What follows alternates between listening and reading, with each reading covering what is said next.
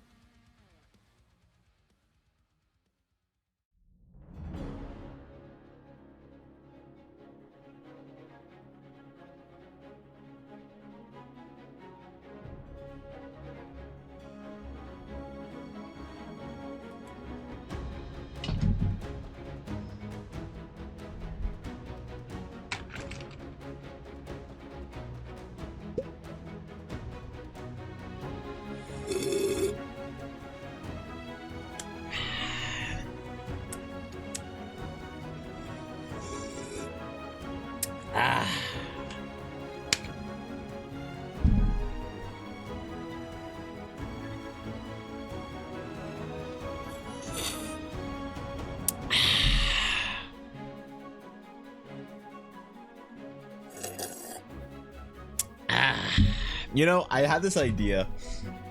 I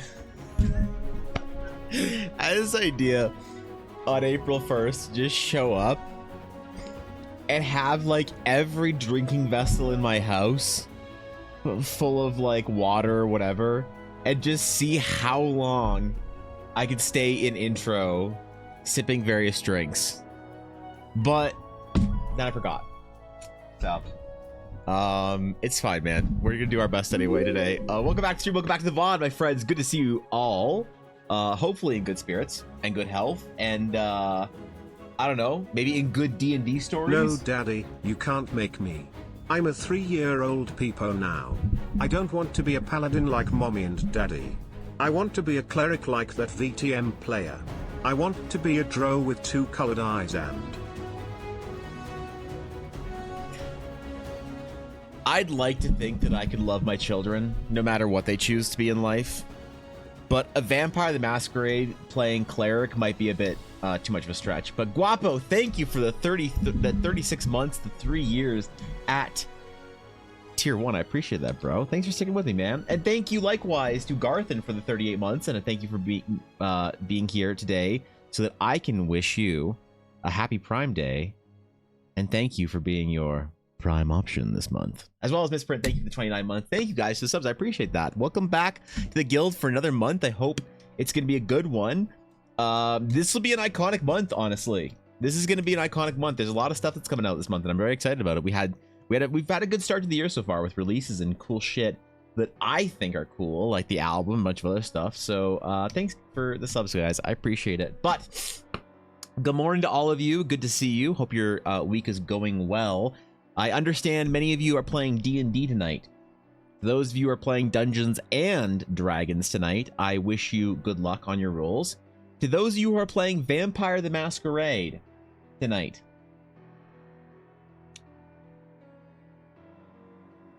you should be ashamed of yourselves. Maybe it's just Guapo. I don't know. I don't know how many Vampire the Masquerade players we have here. Here's the thing. I accept all VTM players that wear trench coats and fedoras. If you don't have either a trench coat, a fedora, or tiny little red glasses, I don't know if we can be friends playing VTM. So, yeah, VTM players love shit. You're right. This might be a weird kink thing for them.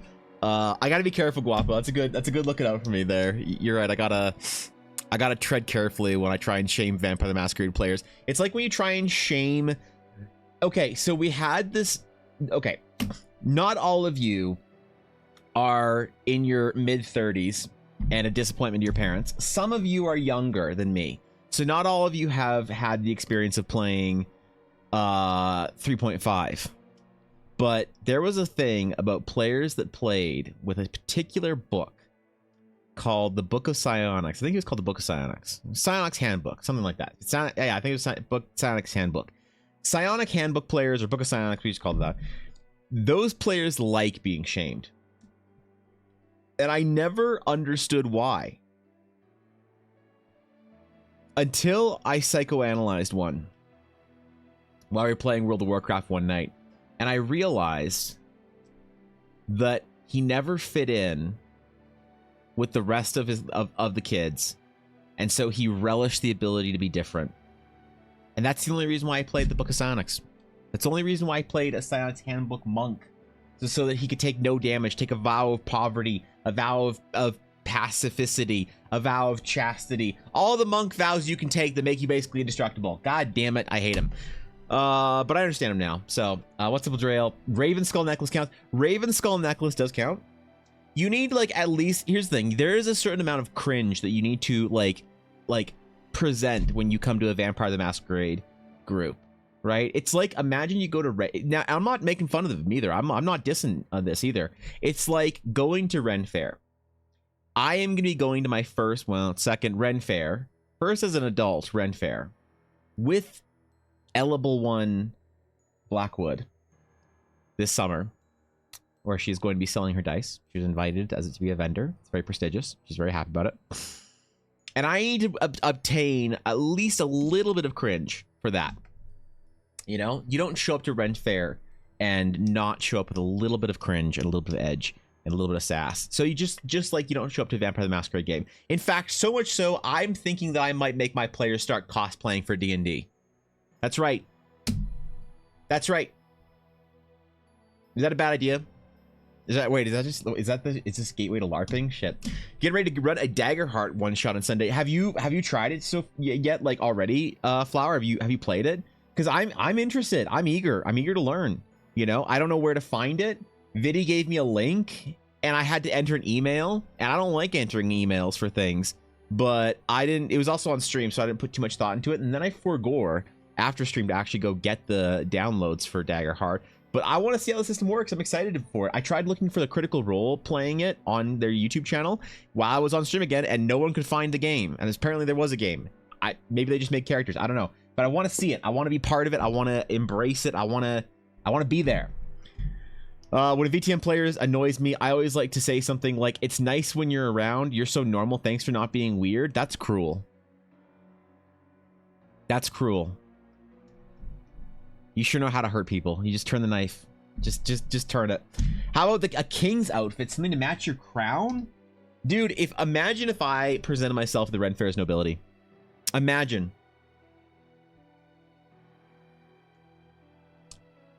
I'll be King Gregory the 14th. Ruler of Alberta. How is it going? Hi, Senix. What I'm good. How are you? Today? We're doing requests. I'm currently working on my home brewery theme. Do you mean your CSS for your home brewery?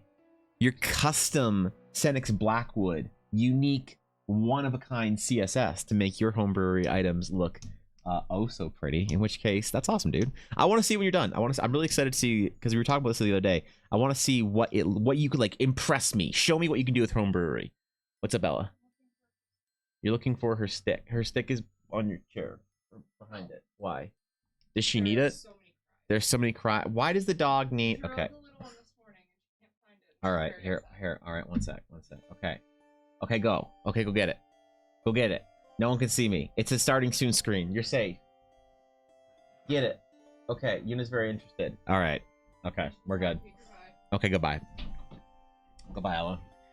I haven't played it. I'm running it the first time. They just made an overhaul this week. Really? Okay, I'm legitimately excited for this. And like, here's the thing. I am never excited for TTRPG things. I am hardly ever excited for it. I'm in my own little, like, hole, doing my own little thing, making my own world, making my own rules, brewing my own shit. I very rarely care about releases that other people have. And I'm actually legitimately interested in this one. You know, there's two that I'm interested in right now, mainly. And that's the Critical Role system, Daggerheart, which has a much better name than the MCDM system, which I am also interested in. But the MCDM system needs a cooler name. So I need somebody to give me a cool name for the MCDM system. I'm gonna get Ashy to name it or something. Or Cobalt. Cobalt's good at being an old man and naming things. You know, seems like the right. I need like a TTRPG boomer to name it for me. You know, which I guess Ashy qualifies as being a 4E player. So I need my TTRPG boomers. Just name the MCDM system for me so I can say it's cool.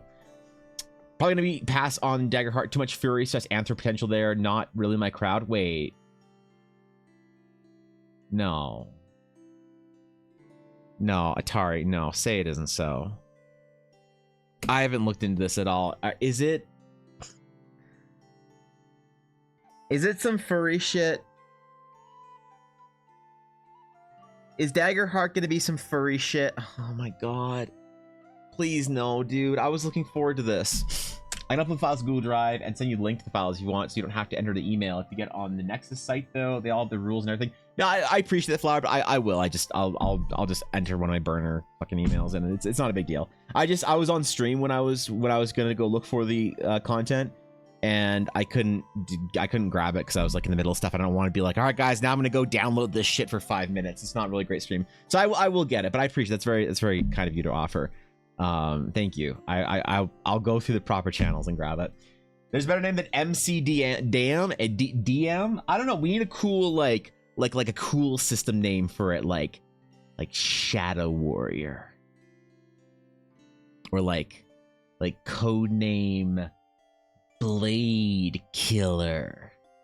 You know, some like 80s RPG shit. Because like, if you know MCDM, they market themselves with that 80s fantasy aesthetic. Look at their fucking logo, right? Like, that's what I need. I need some yeah, Gregory's better. Yeah, okay, let's call it yeah, all right, we're calling the system the codename Gregory from now on. Oh, the reason the MCDM system, oh sorry, you mean codename Gregory? I love the reason that codename Gregory has a shit name according to Kovo. If we named it something cool, nobody would know what it was. And when asked, people would say it's the Matt Koval TTRPG. So we're just saving that stuff. That's legit, actually. I kind of... Yeah, wait, that makes sense. They got mushrooms and frog characters. So the thing is, on the scale of like... There's like an event horizon. Are you familiar with deep astrophysics concepts, Atari? Are you familiar with how black holes work? How there's like a point of no return where your gravity is so great that it spaghettifies whatever it is currently grasping? Here's the thing. I believe that Redwall is not past the spaghettification entropy loop event horizon of the furry black hole. I think Redwall operates on the periphery. It orbits the furry black hole, but it does not get sucked in. And so long as they are mushroom and frog and like badger or whatever folk, I think it's like more Redwall-y than it is furry shit. But you're right.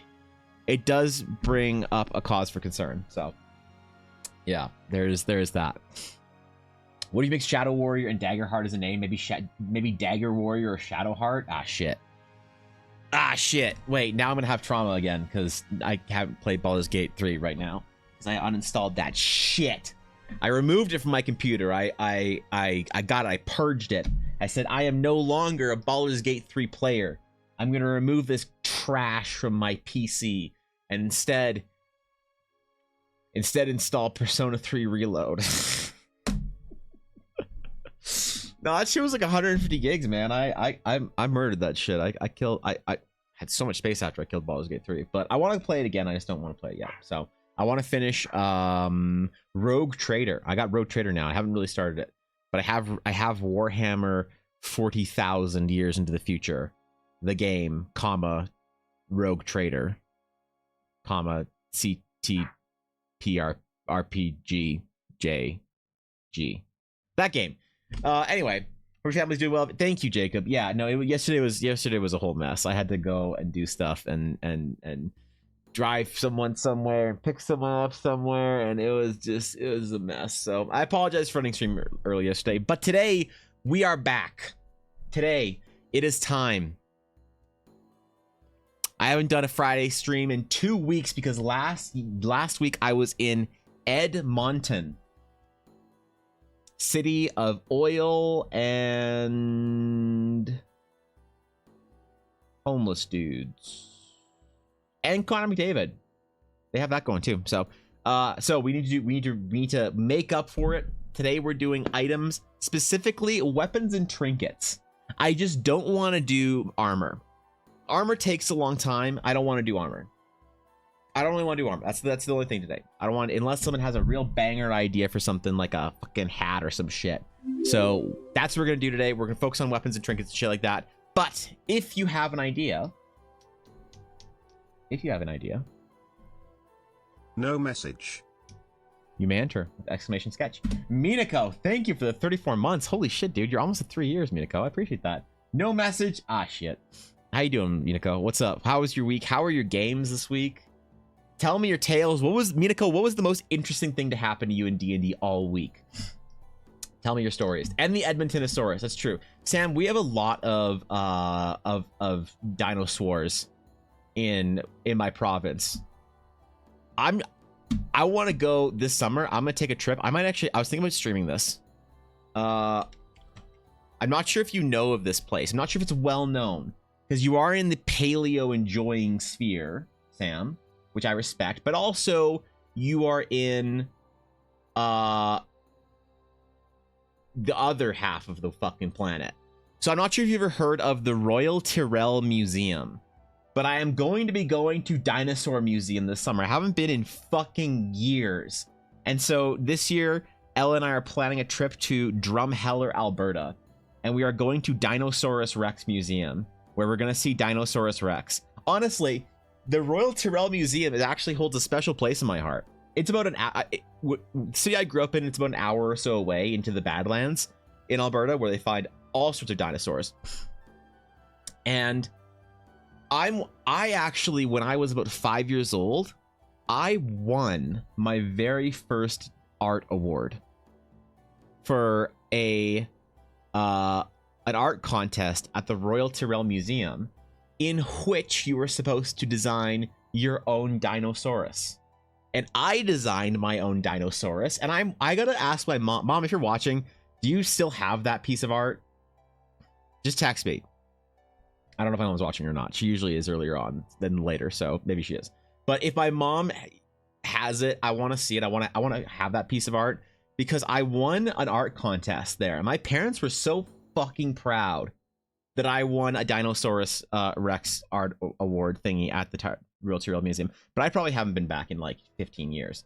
So Ella and I, we're gonna go this summer because it's fucking cool. Because dinosaurs are awesome, and we're gonna go to the museum. And I thought about streaming it. I thought it might be kind of a cool IRL thing to do a little quick like alt channel, you know, Dinosaurus Rex stream or whatever. But I don't know. Maybe that's fun. Maybe it's dumb. Whatever. It was a chill weekend in DM last Saturday. It was WrestleMania. Oh shit! It was, wasn't it? Was it good? I don't know. I don't pay attention to wrestling, but I'm super excited whenever anyone who does enjoy wrestling gets their WrestleMania, because it's like a little mini holiday for them, and I'm vicariously happy. The Royal Tyrrell Museum holds one of the only hatching T-Rex teeth. Really? I'll go take a picture of it for you. You've already seen pictures of it, I'm sure, but yeah, the Tyrrell Museum is awesome. It's cool. Drumheller is great. Problem is, Drumheller is one of the only places in Canada that has rattlesnakes, so I don't want to go there.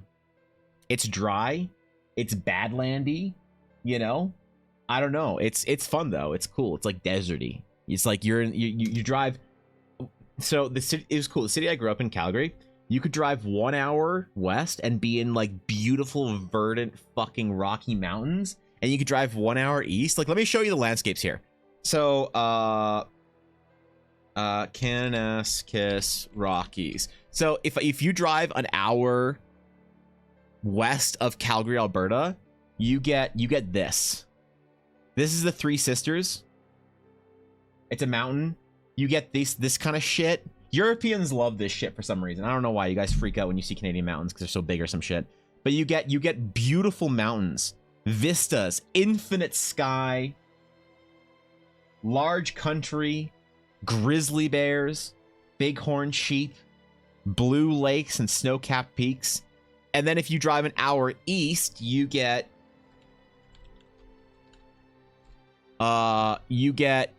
this. You get this crazy shit. You get fucking like deserty badlands. Like, look at this, man. Like Mesa or some shit. It's so crazy, the climate that I live in. You get this, you look at all this shit, man. Like, this is crazy. What the fuck even is this? And why is it covered with snow? This is like some Jabba's Palace shit or whatever. But yeah, it was pretty cool to grow up there. So maybe I'll do some pictures or a stream or whatever. Okay. All right. First request of the day. Good morning, Oda. What's up, buddy? First request of the day goes to. Wait, let me rig it. Let me rig it. Okay, it's rigged. It goes to.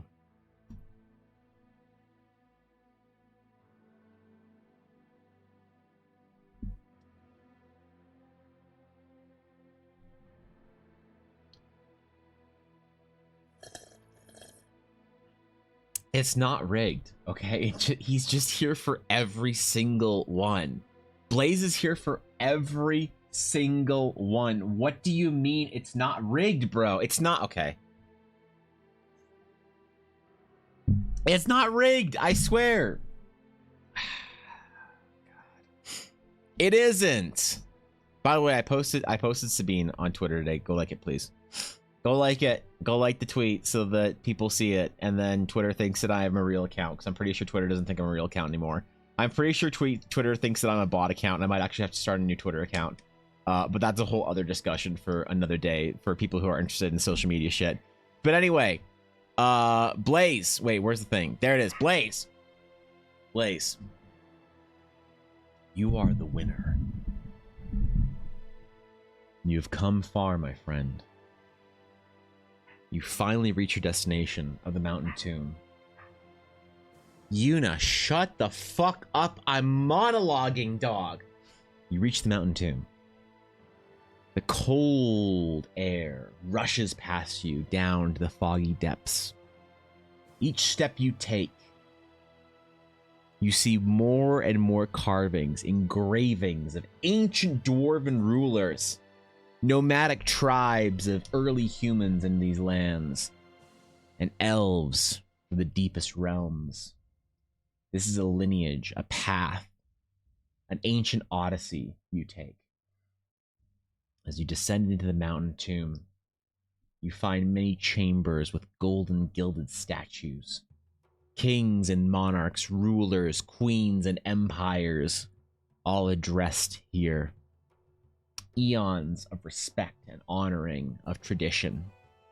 And as you march forward, the weight and importance of this location grows like a burden on your shoulders, pulling you back, but you press on. And as the gate senses your intent, and the large iron pillars pull back to reveal a reliquary, you see, shining on a pedestal, a majestic item. Blaze, what is that item? I mean, just let me know. Just hit me. I'll draw it for you. I'll draw it for you. I'll do some scuffed art. Pure coincidence Blaze has won almost 30 of these. Honestly, listen, Blaze has been here. I mean it. I shit you not. Every single Friday for every single role. It is absolutely statistically within reason that Blaze has as many sketches as he does. It absolutely is. So at this point, I'm just happy to. I mean, we're all right. Lux Solus, a sword blessed by the powers of light and beauty. Oh shit. Blaze. People want D&D specifics for it. Yes, it deals an additional radiant damage. You can summon an aura for 1 minute to do healing stuff, and you can cast Sunbeam once a day. Blaze, please tell me, my friend. Honor me, if you will, by describing to me what kind of sword this is. Is it sword, comma, short, sword, comma, long, sword, comma, great, or sword, comma, dagger? Because I don't care, man. Daggers are swords. I don't want to hear it. A dagger is a sword like any other sword, man. Like, don't make me get Oda out here to start anatomizing daggers. All right, they're swords doing their best. Swords, comma, saber, right? That's right. Sword, comma, coast. Sword, comma, of 1,000 truths. Sword. No, okay, wait, we don't want to go that far on that one. Sword, comma, rapier. I'm gonna give my players an epic magic sword. It's gonna be a dagger of smallness. What does the dagger of smallness do, Ashy? Tell me what the dagger of smallness does. Maybe a long sword. A long sword. All right. Lux Solus. Blade of the Radiant Sun. The Dawn Incarnate. Blazing Monument Blade, the Redeemer. I don't know. Okay, listen, I've been watching some anime recently, so I feel like my naming conventions are starting to get a little more intrusive, okay? All right. A sword of light can summon Sunbeam, can summon a healing aura, and does bonus radiant damage. I think, Blaze, honestly, I'm going to call out, guys, you don't see me do this very often. I'm going to publicly call out one of my mods. I think you're being a coward, Blaze. I think our discussion about me adding astral damage type to the game and people losing their mind over it in chat made you fearful of doing what you really wanted to do, was by making it do extra sun damage. Just do it, man. Just Make it do bonus sun damage. And if someone says, what the fuck is sun damage? You just shove them in a locker and call them a nerd. Afraid of a new damage type? I think not. Sun damage. But what if it's overpowered? I don't care. It's sun damage. Just, you have to approach it with the kind of energy that Mr. T approached being a Night Elf Mohawk. You remember that fucking World of Warcraft ad? No one remembers this ad. I feel like I was gaslit last time I brought it up, but no one remembers the Mr. T World of Warcraft commercial where he decided that he was a Night Elf Mohawk. You need to approach it with that kind of energy. The disregard for whether or not it actually works or is legitimate, okay? But I'll allow it, okay? I'll allow it this time. All right. All right, radiant damage sword. Let's go. Let's see what we can get, man. You know what I'm gonna do? I'm gonna do. Okay, I have an idea for this, man. I'm gonna do such a good job for this, Blaze. It's gonna be fucking dope. It's gonna be sick. I'm gonna try some things for this, okay?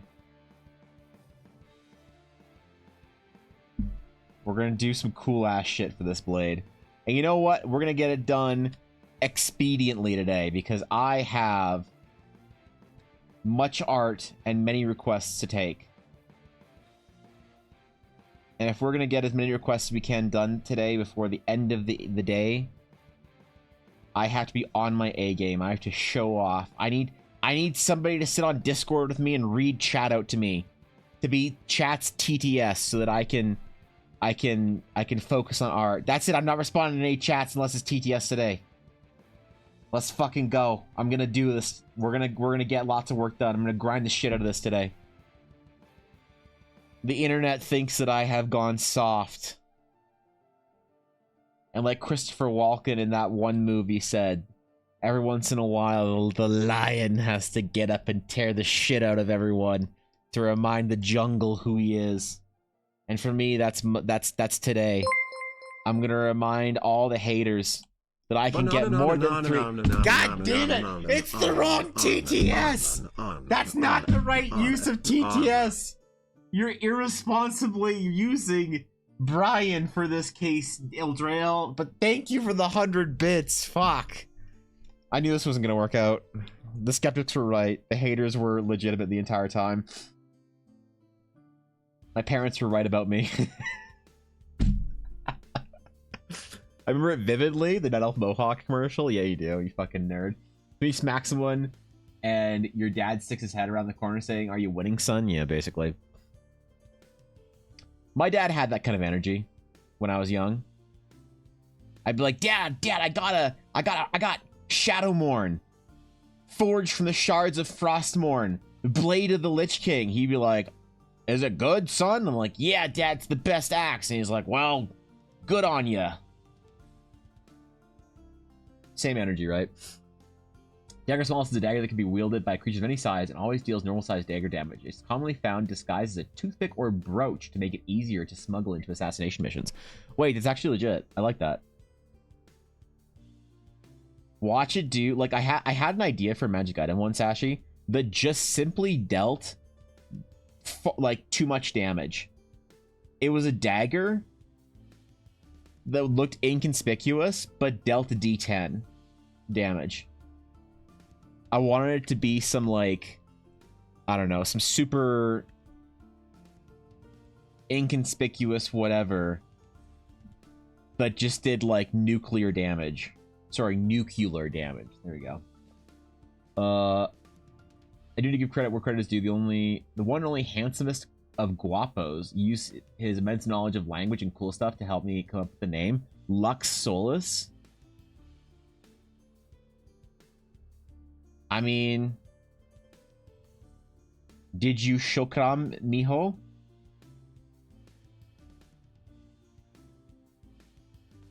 So I hope you did. With his immense use of language and knowledge of the ancient languages of the world. I hear Guapo's the only man that knows how to actually translate proper Aramaic. I hear that he can speak South American Spanish, as well as the fucking Spanish they speak in Spain that like sounds like they got a fucking lisp or whatever. They told me not to learn how to speak. He's a genius, man. I heard he knows how to speak the ancient language of the elves from Lord of the Rings, which has been appropriated by the Dark Lord Sauron to become the black speech of Mordor. A real gentleman. That's my dad's reaction when my druid grinded out their warden staff. Hell yeah. Hell yeah. My dad played some video games, so he kind of understood. You know? He played, like, war history games. I loved that, man. My dad played, like, Call of Duty and Band of Brothers and shit. That's actually a shovel, the digger. No, it's... That's just a spade. What do you mean, Soja? That's just a spade! Bro, what are you talking about? Or wait, is that a trowel? What's the little, like, spade, the gardening spade called? Is it a trowel or is it a spade? That's not a dagger, bro. It's just a gardening tool. I swear, man, you guys are getting worse at making up magic items. Y'all are getting way worse at it. I'm starting to become disappointed.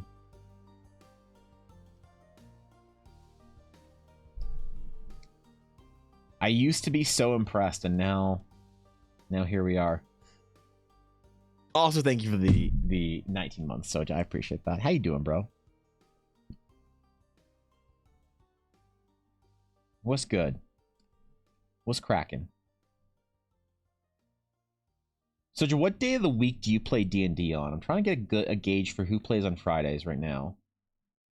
I know a couple people play on Fridays, but I'm starting to wonder if I need to pull this to figure out if the new official D&D day has become Fridays. I feel like I always say D&D day is Thursday, but more and more people are like, dude, I don't play on Thursdays anymore. I feel like people are moving their games to Fridays. You're playing tonight? So it is a Friday thing. Wait, how many people are playing tonight? Are y'all switching? Are y'all betraying me? I thought we all agreed to play D&D on Fridays. What is this shit?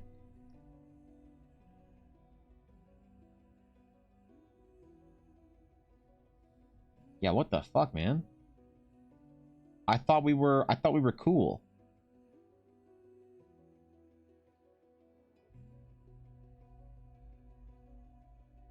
Now you're all just moving the D&D day on me, and I'm the only one sitting here on Thursdays playing. Everyone else is watching fucking Critical Role, crying their eyes out because Sam Riegel said something emotional one time. God damn it. I woke up this morning, I saw Twitter, and I saw people tweeting about fresh cut grass, and I was like, uh-oh. Did something happen? Uh-oh. That's not what you want to see in the morning. I use Saturday at the local game store, but they also have Thursday campaign. You play Saturdays at the local game store? I didn't know you played a weekly game, Atari. I'm impressed. I'm actually impressed, bro. I thought that you were far too, like, successful and professional to play a weekly D&D game.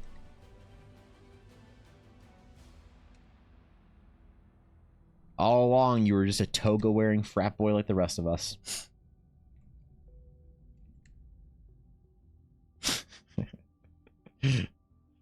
Just like us. It's all one-shots? That's pretty cool. Used to be Mondays and it moved to Sunday, and now it's Friday. So it's Friday too! We have session today. My D&D husband is dead, so I don't know what I'm going to do with my character.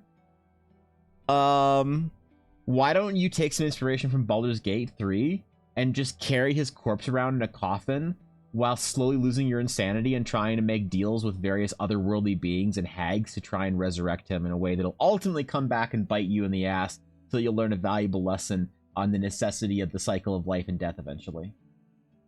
Or drown your troubles away at the local brothel. One of the two. Playing Tuesday, Thursday, Saturday, Sunday? Alright, but Eldrail, which is your favorite game? Because here's the thing. Parents don't like to answer this question. When I say which is your favorite kid, they all immediately know what they all immediately know which is their favorite kid, but they will never say it. But if you say to them, which is your favorite kid, and they have this, you see this like flash of like, oh, it's Jason. No, but I can't say that, you know? But I feel like D&D players like the same thing. I'm like, which is your favorite game? I'm like, oh no, I like all my games. All my DM tries so hard for each one of my games, and I would never say that one game is better than the other. It's like, come on, bro. You have a favorite. You have a favorite. You know it. You fucking weirdo. You know it. Your Sunday game? What is so good about your Sunday game? What character are you playing? Or are you running it? That'd be so much fun. Could do both. I mean, why not? Be like weird. Be weird. Like, dude, you know those TikTok videos you see, Soja, of like emotionally damaged people in their mid-30s that taxidermize their dead cats? You could do that with your D&D husband.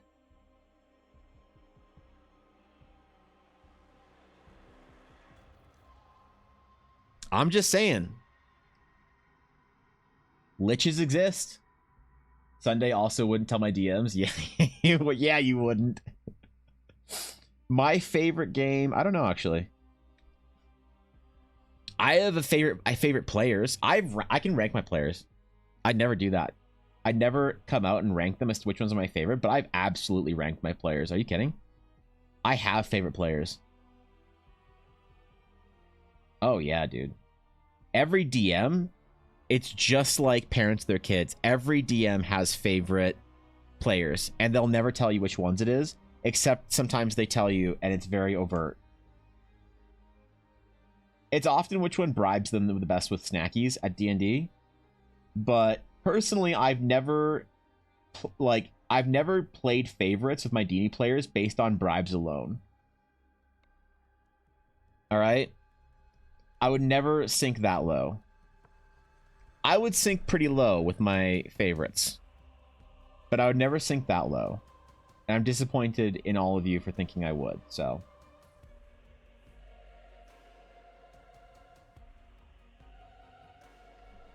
But also fair, right? Number 1, Ella. 2, Jackie. 3, Dashto on his good days. 4, Fishy. That's my guess in your favorites. Ooh, you got, let's see. So I also have Limit, don't forget. There's also another player, Limit. I'm going to say you got 2 of the 5 right. You got 2 of the 5 right.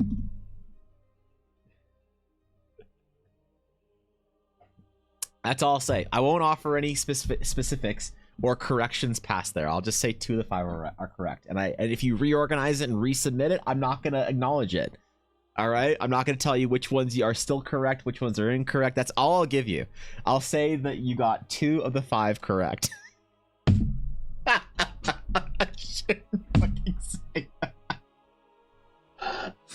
Oh man, I shouldn't say that. Come on, I can't pick favorites. My players all do a good job, bro. That's what a dick move. Come on. God, even I'm starting to like me as a DM less. Holy shit, why do my players put up with my shit? We didn't play today, or this week, which was very tragic. Dasher had a concert he had to attend. So, we did not play Dungeons and or Dragons. You know what I need to play with? I need to play with the mods. Fuck it, man. I start playing with the mods. They never have shit to do. Right? That's not a diss on them either. They know it's true.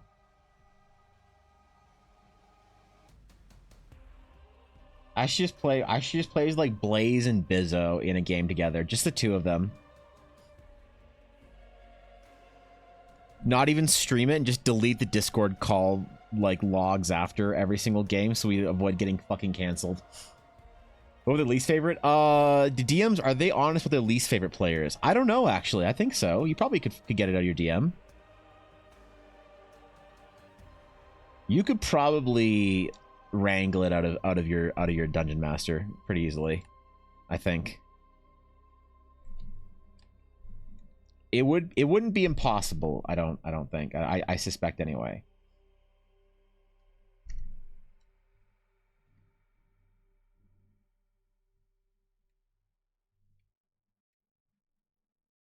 I mean, I've never told my players which one of them were my favorite. I told them which one were my favorite characters. Because I have favorite characters. I have characters that I like their character a lot more than other ones, and I'll be honest about that. because that's a preference thing. That doesn't imply that they're good or bad. There are just certain characters that I enjoy more than others because they fit my vibe, right? And that's fine. But I would never rank my players openly like that. Come on, bro. That's like some drama farming shit. I would openly rank my players if I was playing a streamed game with multiple streamers. I would rank them every week as to which player is my favorite player, to aid in my ability to farm drama. So I absolutely would do that, but I wouldn't do it in any, you know, personal capacity.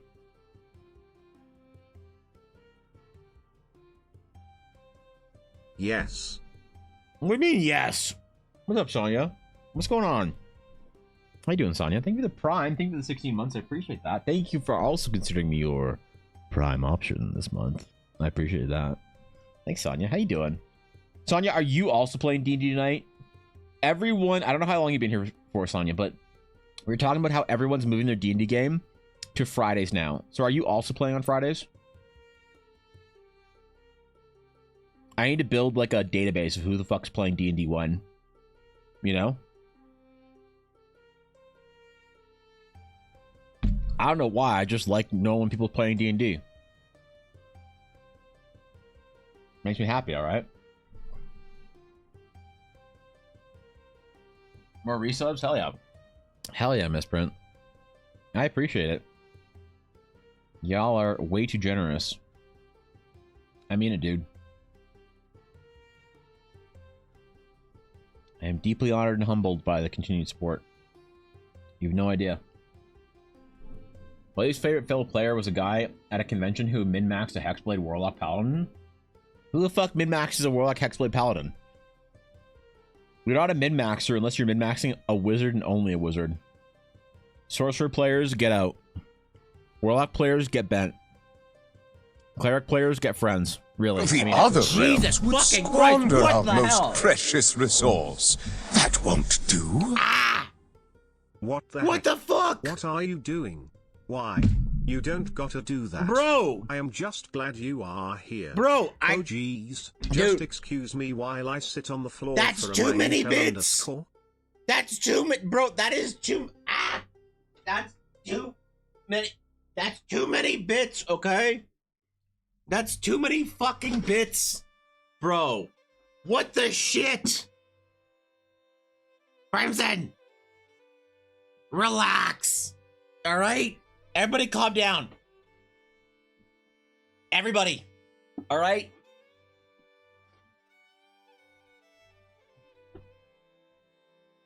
Don't fuck around. All right? Chill. Jesus, Crimson. What the fuck, bro? Just a casual 10,000 bits on a Friday morning? Jesus Christ. I don't fucking deserve that, man. Holy shit.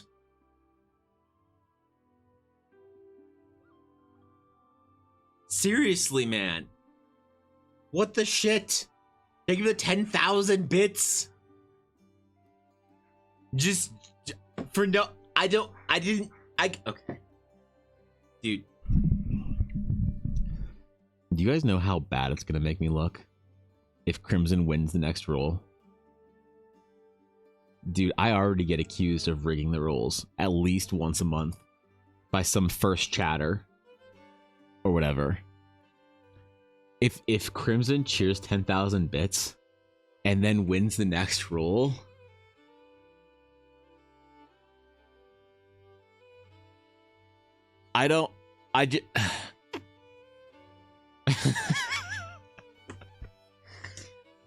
Thank you, Crimson. Thank you for the 10,000 bits. I appreciate that, bro. Sincerely, man. Wait, where the fuck did I even get this from? Okay, hold on. Okay, alright. Okay. It's good. I put it back, alright? I put it back. I'm good. I'm good. Ah, God. Okay. Thank you, Crimson, for the 10,000. Oh my God. Oh, come on, man. Don't do this to me. My fucking heart can't take it, man. I don't deserve that, but I will endeavor. I will endeavor, Crimson, to be worthy of it. Thank you for the support, man. Seriously. Holy shit. I gotta clean up my desk now. I just got D&D Lego set far earlier than expected. Oh shit, take pictures. I want to see it. I want to see it. I'm excited about the D&D Lego set. I want to see it. I want it. I want to build it. Thank you, Crimson. Have fun with that, man. Enjoy your building. Holy shit. I'm good. I'm good. I am good. I'm fine. Hey, there we go. All right. I can draw a straight line. I am chill. Everybody is relaxed. We're calm. Nobody's freaking out. No one's chewing on their keyboards. Nobody is sitting on the floor. Nobody has any chairs on their lap. We're all just gonna chill the fuck out, okay? Building that set on Sunday, you'll have a chance to see you building it live. Oh shit, really? Oh fuck, dope. All right. Hell yeah. God damn.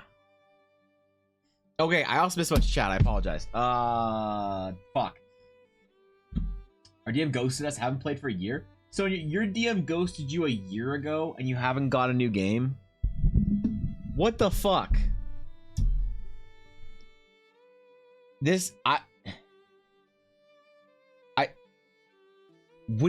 How did you get ghosted a year ago and not play since? Is this like, do we need to go out for fucking Bellinis and have like a girl heart to heart about like moving on or some shit? Cause I will. Don't think I won't. We gotta get you on a new D&D game, bro. If we have to do it over Bellinis, I will. Don't think I won't. God damn. A year's a long time, bro. I didn't play D&D for like 3 months earlier on in the year, and I felt like a long time. Just never be desperate enough to play D&D that you play casually at the game store. That wasn't a dig at Atari, by the way. That was just general advice. Never be so desperate for D&D you're willing to either play Vampire the Masquerade instead or at the game store. Ventures League is a whole other thing, so... What's that? Somebody else needs a game too? There's a bunch of people in the guild that need a game, bro. Y'all gotta get together and play some D&D on Discord. There's a bunch of y'alls that need to play some D&D together. Hopefully, honestly, I am really hoping that when the Realms of Eldara adventure is out, I'm really, really, really desperately hoping that some people want to start a game and run it. And maybe like some other players in the guild want to play with them.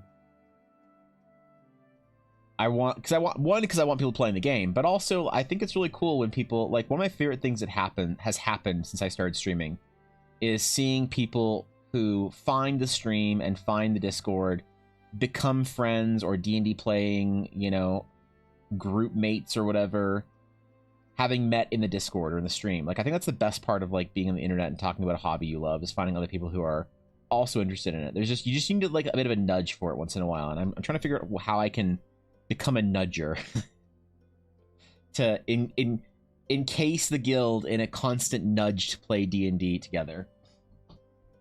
That's my plan. Fuck yeah. I'll try to keep my character happy, badass, and alive in my mind. Oh my god. You're not writing fanfic of your character on AO3 or whatever that fucking website is, are you? Because that's... Oh boy. That's when you know somebody's in trouble, man. I had a friend like that once in college, and she was like, man, I can't find a D&D game. And I was like, oh, really? That sucks. It's like, yeah, it's okay though. I'm doing some like writing, so I still like write about my character. I'm like, oh, cool. What do you write? She's like, you can read it if you want. And she sent me a link to like some fucking fan fiction site. And she's like, here's my character in Harry Potter, and here's my character in Lord of the Rings, and here's my character in Pokemon. And I was like, oh no. Oh no. She's so desperate for D&D, she started writing fanfic of her D&D character in various fandoms. Oh god, we gotta get her a D&D game. You know? It's that moment of you just care about somebody so much you just want to see them actually play D&D. You know? That moment of pain, like, oh god, we gotta save this person. Nobody knows my social security number here. I'm not an insider yet. Oh, that's true, Dogness. That's fair. Not an insider until your social security number is at least public in 3 Discords. That's fair. You're part of the guild, Dogness. What are you talking about? You're part of the fam. Like 30 characters just sitting around. See what I'm talking about. I need to get some games together in the Discord so y'all can play. I wish I had time to run like a game like every night or some shit with people in Discord. There's a dream of mine to be able to run the Realms of Eldar adventure for a bunch of people when it releases. And I hope I will still be able to. I want to run like my whole goal is to run it for a bunch of people who are GMs who will agree to run games in the Discord for people who want to run it. Or who want to play it. That's my goal, man. I want to see it happen.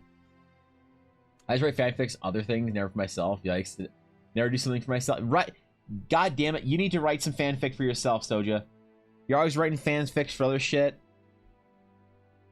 You need to use your talents to make yourself the inserted character in whatever thing it is that you have been reading or whatever recently.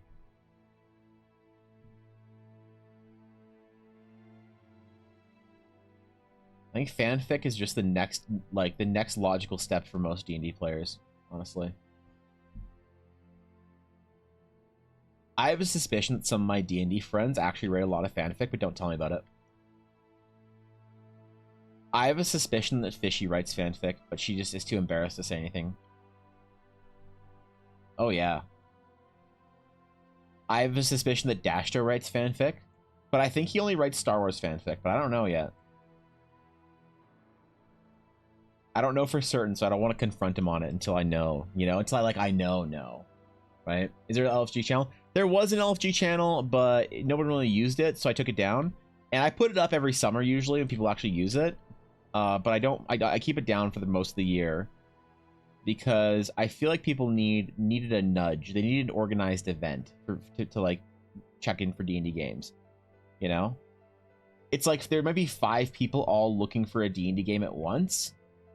But unless like something happens that makes them all sort of like pushed in the direction of actually playing that D&D together, they won't all be posted at the same time that they're looking for a D&D game. So there are ways that I can assist in the process, and I just don't know exactly how that is supposed to look, Nix.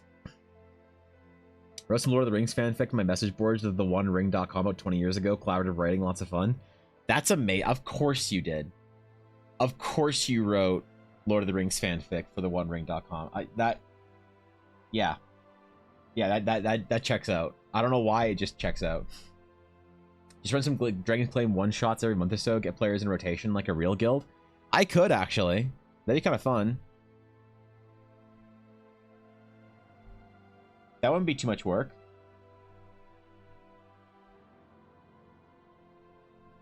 Could do it for like sign up, first come, first serve, like up to 8 spots or something, you know?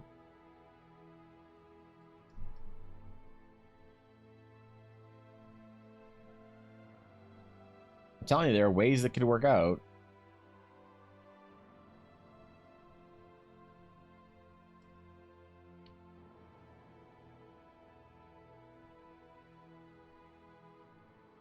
I don't necessarily know if I trust myself enough to run those games, but I'm sure I could try.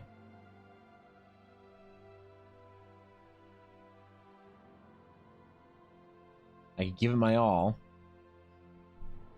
Delphish would hide it. She's open about so much stuff that's far worse than fanfic. True.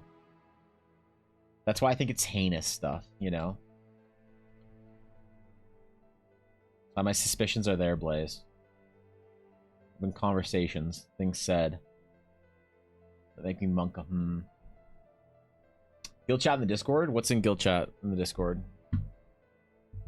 Oh, there it is. There it is. Oh, dude. Look at it. 3,745 pieces.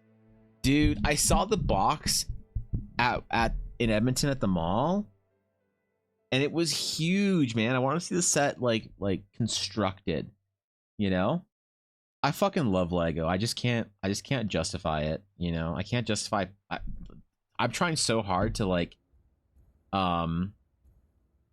reduce the amount of space that I have shit occupying in my house, that I just can't justify Lego, but I miss it so bad, man. I you have no idea. You've no idea how much I miss it.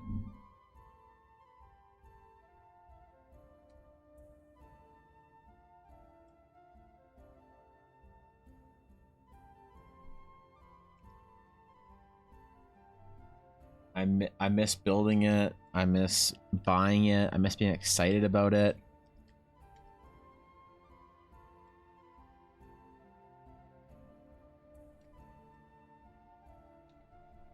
I just can't do it. I can't let myself jump in on it. Oh, what the fuck? Am I on the right layer? I am on the right layer. What the hell? What the hell, man?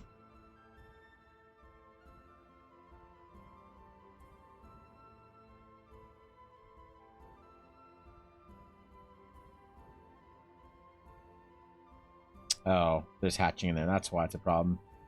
Alright, it's fine. Blaze is screwed up slightly. We'll fix it. We'll mend it. It'll be good. It'll be fine. The D&D set looks like it's really cool. Like, it might be the thing that changed my mind. Holy fuck, Victus. 3 actual years, bro. What the hell, man? Thank you for the sub.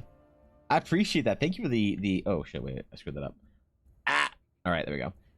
Thank you for the 36 months, dude. I appreciate it, bro. What the fuck? That's a long time. Damn. As always, your support means the world to me. I'm honored and humbled. I thank you.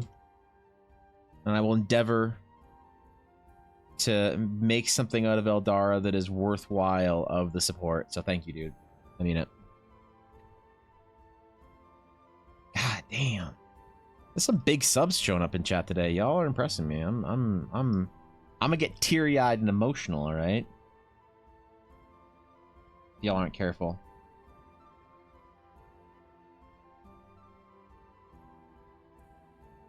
I'm gonna embarrass myself more than I usually do on a weekend.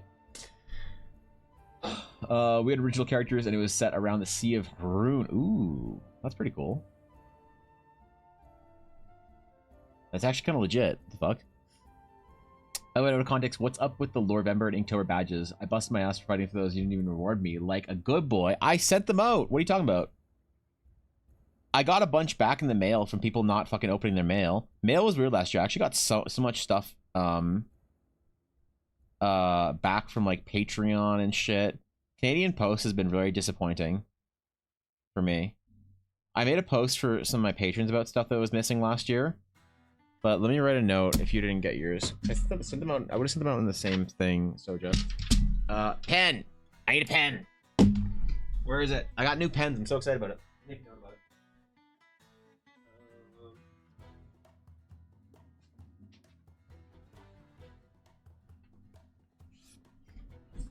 All right.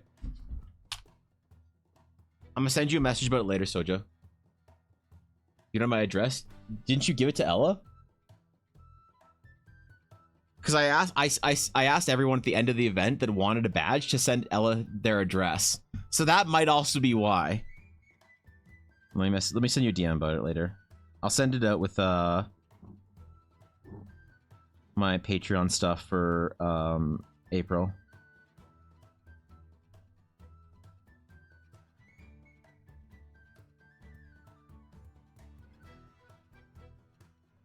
I don't go after everyone. If people want their badge, I send out a general message of like, hey, if you want your badge, let me know.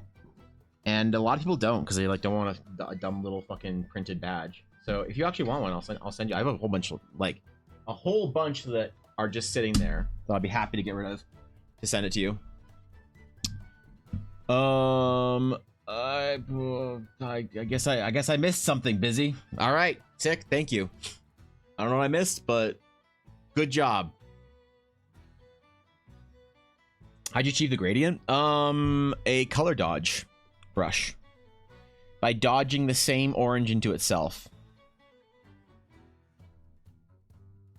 In fact, misprint. By cheaty pantsing the system.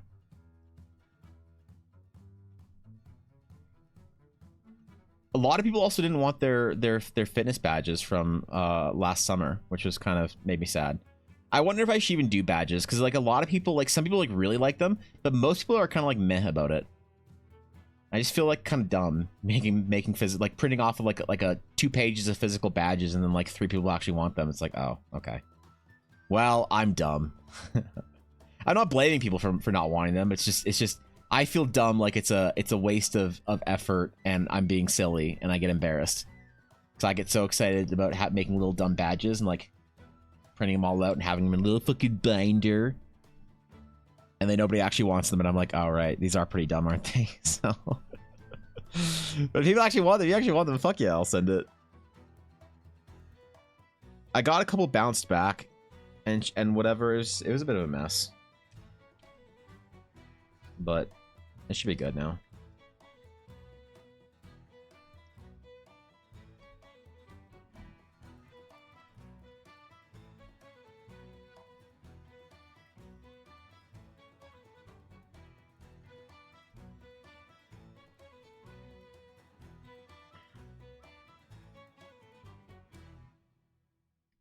All right. Ooh, wait. I gotta move this. Shit. Merge down. Merge down. Control T.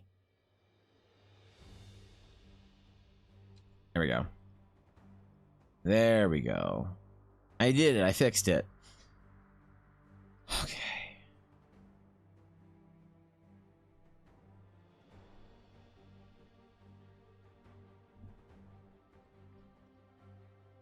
Blaze deserves the most radiant of weaponry.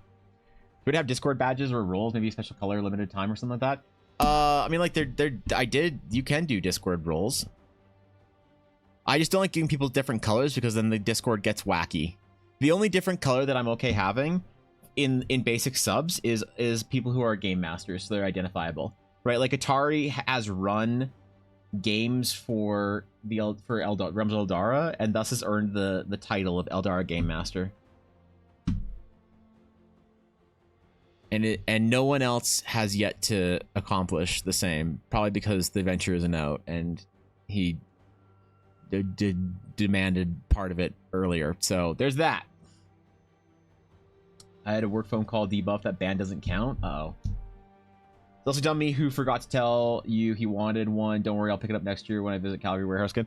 I can, like, look, I have a lot of the old badges. Like, I'm super happy to send it out to people if they want. If they're like, oh, I didn't ask for like my whatever badge. Like, can I get it still? Like, I'm super happy to send it. I have stacks of them just fucking sitting there that like I never sent out to anybody. So I'm like, I mean it. I am very happy to send people their badges if they actually want, if they decide they want one or missed it out on it or whatever. It is no issue whatsoever. I'm chilling, man. Fuck it. Let's do a bit of a border today. I know the borders are hit and miss. Some people like them, some people really hate them, but I think they're fun, and I'm having fun. So if you don't like it, complain to the manager, please. You can reach her at twitch.tv/Ella Blackwood.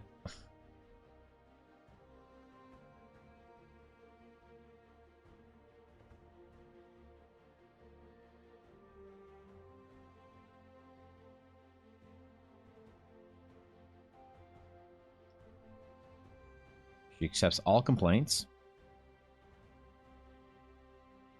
Not all even have to be about me. Like your stuff, I think it gets lost in Canada Post a lot. It does. I mean, like, I've had stuff come back. I've also had people say that they got their stuff and like lie about it. But that's only happened twice. I've had people I've had stuff like not get picked up, like being delivered to their home in fucking Sweden or South Carolina or whatever, not get picked up, and then get returned or whatever, or some shit. I don't know how it works. I even had somebody once win a set of dice back when I got a Kraken dice giveaway set from them, which is very cool. They were the first brand to ever offer to send me some shit without having to do like a sponsored stream or whatever. And I sent some dice to somebody, and they returned them because they didn't realize they had to pay. I want to speak to your manager. Ella. You have all right, Eldroil. I told you where you can reach her. Twitch.tv/Ella Blackwood. Come on, bro. Thank you for 100 bits. Ah, shit, I'm getting Karen again. God damn it. But yeah, I had somebody get the dice, and then they're like, oh, they wanted to like charge me like import whatever duties and fees and shit. And I was like, oh, that's crazy. They're like, yeah, they wanted to charge me like $20. Like, damn, bro, that's a lot. Like, so I didn't obviously want that, so I just sent it back to you, or I just like hit return to send or whatever. I was like, god damn it, okay. So it got sent back, and then when it arrived at the post office, I had to pay for the shipping to come back if I wanted the dice out of it. Now, thankfully, Ella knows the girl at the post office that was there that day, and she was like, don't worry about it. Here, I'll waive it for you, which is very cool of her. But now when I send things anywhere, especially to Europe, I like have to put a disclaimer in for the giveaway where I'm like, by the way, guys, if perchance your silly country wants to charge you for this thing that I'm labeling as a gift, I can't control that. And please be willing to deal with that if it comes up, if it arises. And if not, I totally understand, but like maybe just like skip the giveaway or whatever.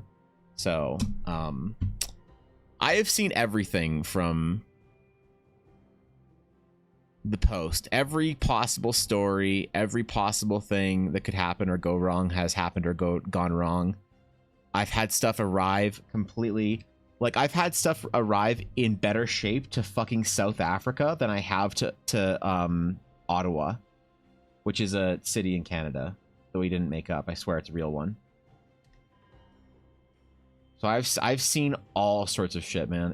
It's at this point, nothing surprises me when it comes to the post or mail or whatever.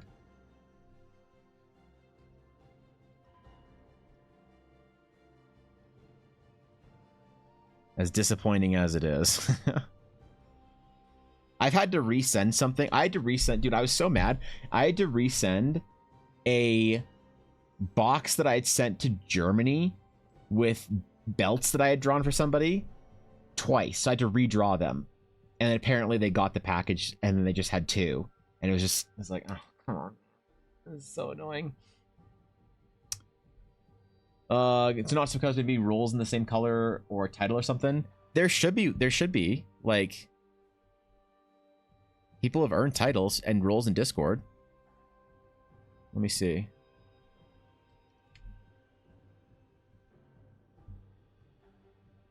Where are you at? You don't have any titles for some reason. Because there is badge titles.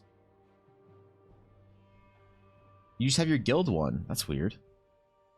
Something's fucky's going on with that, because I give everyone their titles at the end of the event that finish the event. So if you like, what usually happens at the end of October is a mod will compile who finished the event and completed all of the challenges, and then they'll let me know and I'll add their titles in Discord.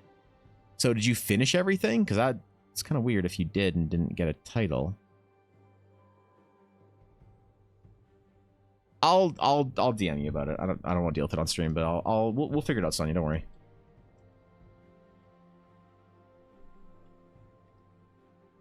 All right, Lux Solus. This is number 387, I believe we're on.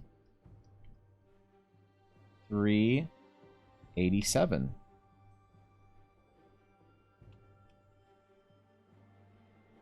$24. Boom. For throughout the Blaze. You just don't see me, Evan? Do I not? What are you talking about? I miss nobody. It's import tax shit. Is this for mail to like small envelope with badges? No. This isn't for small mail. This is only for packages. So there's never any bullshit when it comes to letter mail. So it's in the list. They finished it for which one? For Inktober? Is it 20? Which year? Busy. I'll just add it right now. Fuck it. Let me do that real quick. 2023. Got it. Inktober and Lorvember, or just Inktober?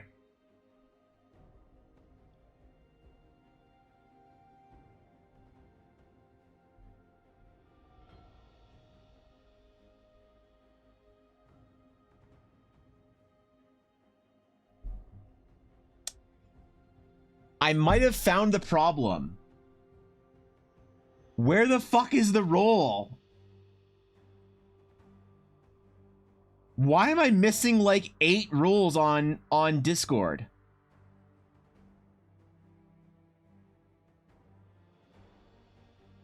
I don't have any of the kilometer stuff. I don't have any of the D&D shit. I don't have any of the 2023 stuff. I don't have Inktober or Lorvember 2022 is missing.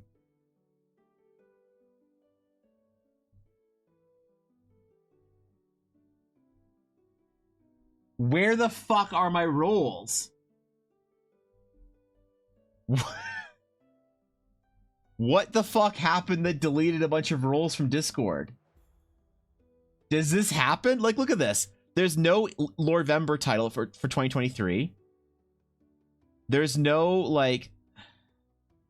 Do you mean the Loser Simp? No, what's Loser Simp for? Hold on. What is Loser Simp even for? Hold on, wait. Let me spawn this thing into for Blaze real quick before I get distracted. Let me not get distracted. I just want to get distracted. ABA sketchbook. 387 for Blaze. Senator Blaze. There we go. Okay, hold on. Where are a bunch of these rolls?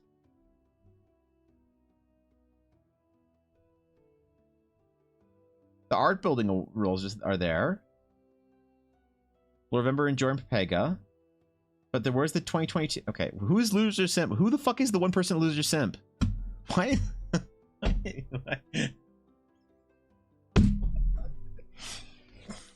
Why does Dashto have the Loser Simp rule? What even is the Loser Simp rule? What do you get out of it? What permissions does it give you? Nothing. It gives you no permissions. It's just a role that identifies him as a loser simp.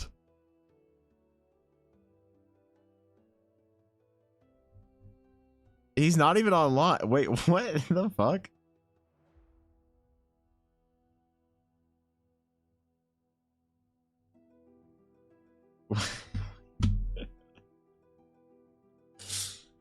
I don't even know what this. I don't even know what the what the story is behind this. I don't even know what the fucking deal is. Okay, so a bunch of my roles are gone, and okay, whatever. This is not a for on stream thing. I gotta figure this out, but I'll figure it out. Okay, this weekend I'll try and figure out what the fuck happened because I'm missing a bunch of shit. All right. We wanna get these done today. Where's it? Where's the Streamlabs? There we go. Okay, complete. Start. Number 2. What happened to the rules? I don't know, Azura. I don't know what the fuck happened. I'm missing a bunch of rules in Discord, and I can't say why. Maybe, hold on. Maybe one of the mods knows?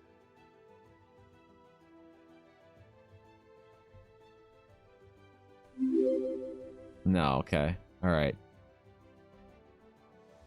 I don't know what's going on. I don't want it. Jesus! Crimson! Ah, what the fuck? Thank you for the 5 minute subs. I appreciate that. But chill, dude. Please, man, chill. You just threw 10,000 bits at me. You can't just give subs as well, okay? It's not. It's. I can't. My little undeserving fucking small. I can't handle. Okay. I don't deserve it, bro. I haven't done shit. Come on, man. I'm just happy anybody's at my stream today and hanging out with me on a Friday. Thank you for the God damn it. Thank you for the 5 subs and the 100 bits.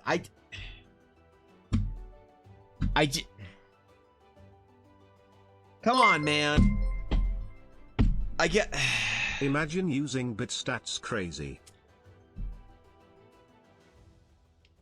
Guys, chill, man. I'm just happy anybody showed up to stream today, okay?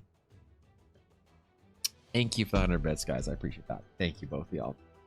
Fuck, man. Come on, bro. I'm just chilling. I'm just having a good time. I'm just relaxing today. You guys can do the same. You just chill. Just relax. Nobody's gotta be throwing subs, flinging bits and shit. You can just chill. All right? Bits? What are bits? Oh wait. I'm stressed. I'm stressed. I'm stressed. I need my emotional support piano. Thank you, Oda. I appreciate that, man. Wait, I need to go get a new fucking caffeinated water thingy while we're doing the countdown. I heard wait. fling bits. Consider them flung. Never mind, I'm good. Never mind, I'm good. I got it here. I just pour out this water into it. And Gucci. I forgot I have like 3 waters on my desk. Crimson, chill, bro, please. Come on, man. I don't deserve it. I'm just happy you're here, bro. Seriously, thank you. Thank you for 100 bits. It's warm. Wait, how old is this water?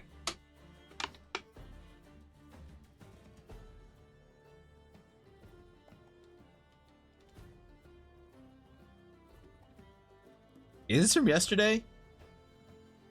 Or Monday? I think it's from yesterday. I think it's safe. Alright, never mind, we're good. Never mind, we're good. False alarm. It's like, you know, when you're in your rot maxing era and you go to like, you get fast food every single day for 2 weeks. And on the like the 15th day, you're trying to figure out which drink is the most recent, you know? It's like you pick up like a Wendy's cup and you drink it, you're like hints of mold. Yeah, no, that's definitely from last week, right? And you just gotta like, I feel like I'm in that. I have too many bottles and glasses on my desk right now. Come on, bro. This was zombie apocalypse. You'd be lucky to have Monday's water. True. I guess it's just water, right? We got all these bottles because we had to go to Edmonton of Pure Life water that we just got to go through now. Because I prefer bringing water with us on the road. It's nice to just have wait, mineral salt. What the fuck? Fluoride. Okay, get out of here. Yeah, it's easier to like bring some water with us in bottle form as opposed to buying water at like the event and shit like that. So easy clap. There should be a rule against water needing an expiry date. Yeah, fair. Fair and true. I'm trying to find a glass water bottle. I'm trying to move a lot of plastic in my life, and I want to find a glass water bottle because I don't know about the metal ones. I think metal ones are probably fine because this is metal. It's not plastic. The top's plastic, but the actual blender bottle thing is metal. But I got this at Costco, and I haven't been able to find them since. And they're kind of like starting to get a little old. So I need to find a glass water bottle I can bring on stream. How's fitness going along, by the way? It's going great, actually. Over the winter, I don't tend to lose a lot of weight through the winter months because I lose the most of my weight, Sonia, when I can gym every day, which I'm still doing. Probably like 5 days a week, 6 days a week, 6 days a week on most weeks, but sometimes it's been 5, whatever. So I don't lose a lot of weight during the winter because I do well when I'm going to the gym every day And then if I can go on like an hour or 2 hour long walk in the afternoon, I do super well with that. And then on the weekends, I can go on hikes and shit. But when it's like cold and dead and miserable outside, I'm just not into walking outside. It just kills me. So I don't do that extra walk, which makes it harder to like really take off meaningful weight during the winter, which makes being hungry and miserable less valuable for me. So it's harder for me to convince myself to be hungry and miserable all the time to like really shed pounds quickly when I'm not doing it quickly, right? So I don't try. This winter I took the pressure off and I ate maintenance calories every day and ate a ton of protein and tried to get really strong this winter. So I didn't lose any weight, but I got like noticeably stronger. And like Ella says she sees it in me. She says she like is seeing more definition in my like body and shit. But I think I'm still too fat to show off a lot of it. But I'm seeing like muscles in places that I haven't in a long time, like delts and shit like that. So it's been going well. I didn't really lose any weight over the winter, but I got a lot stronger. And then come probably May, I'll probably start going hard on the cutting phase again and go back down to like a super low deficit and start walking again. But it's been nice to spend the winter on a different fitness goal as opposed to just weight loss. It sucks because I'm still fat as fuck and I hate it. But I'm still down overall 90 pounds. But I don't know if that's like I've converted a bunch through the winter, so it's harder to say too. But thanks for asking. It's been a fun year so far. I kind of flopped and completely fell off for about 3 weeks in December and January. So there was that. I had to recover from that. But it's easier to draw or paint with your It's easier to draw or paint with your offhand. I fell on my drawing hand and still want to make stuff to distract the ibuprofen kicked in. You can do it. So the thing is, you learn how to draw with your non-dominant hand very quickly. The curve is like it's not a linear progression. It's like a fucking rocket that takes off. So you struggle and you get nowhere for hours and hours and hours, and then all of a sudden you're like drawing really well with your offhand. And then if you don't keep up with it, you'll just lose it, and then you'll have to go back to the beginning if you want to get that skill again. So it's actually super easy. All right, the winner of sketch number 2 is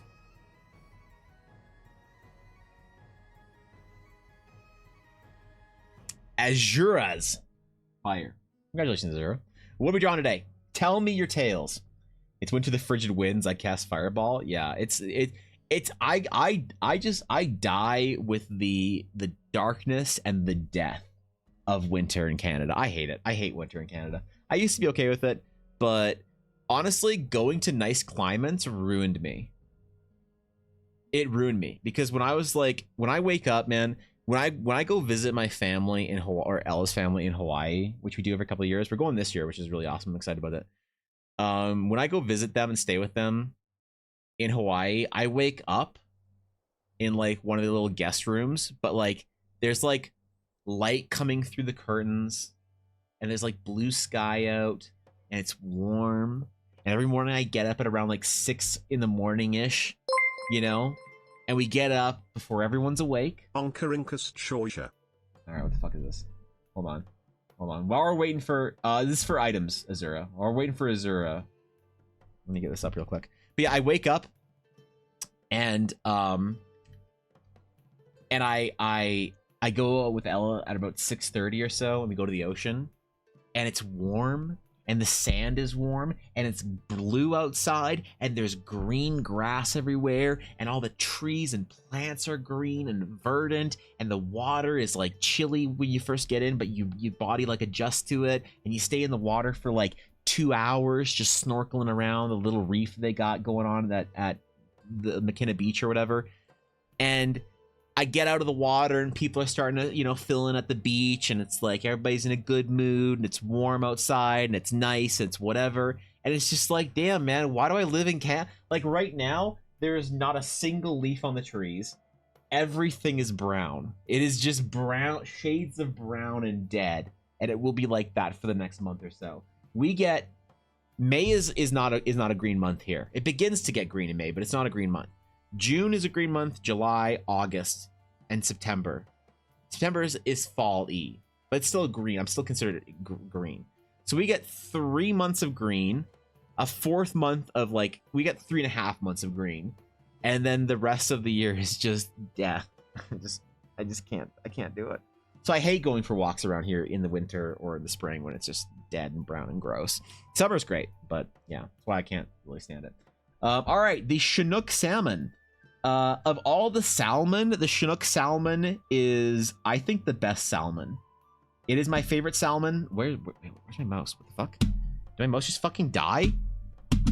It died it. Hold on. Ah, fuck.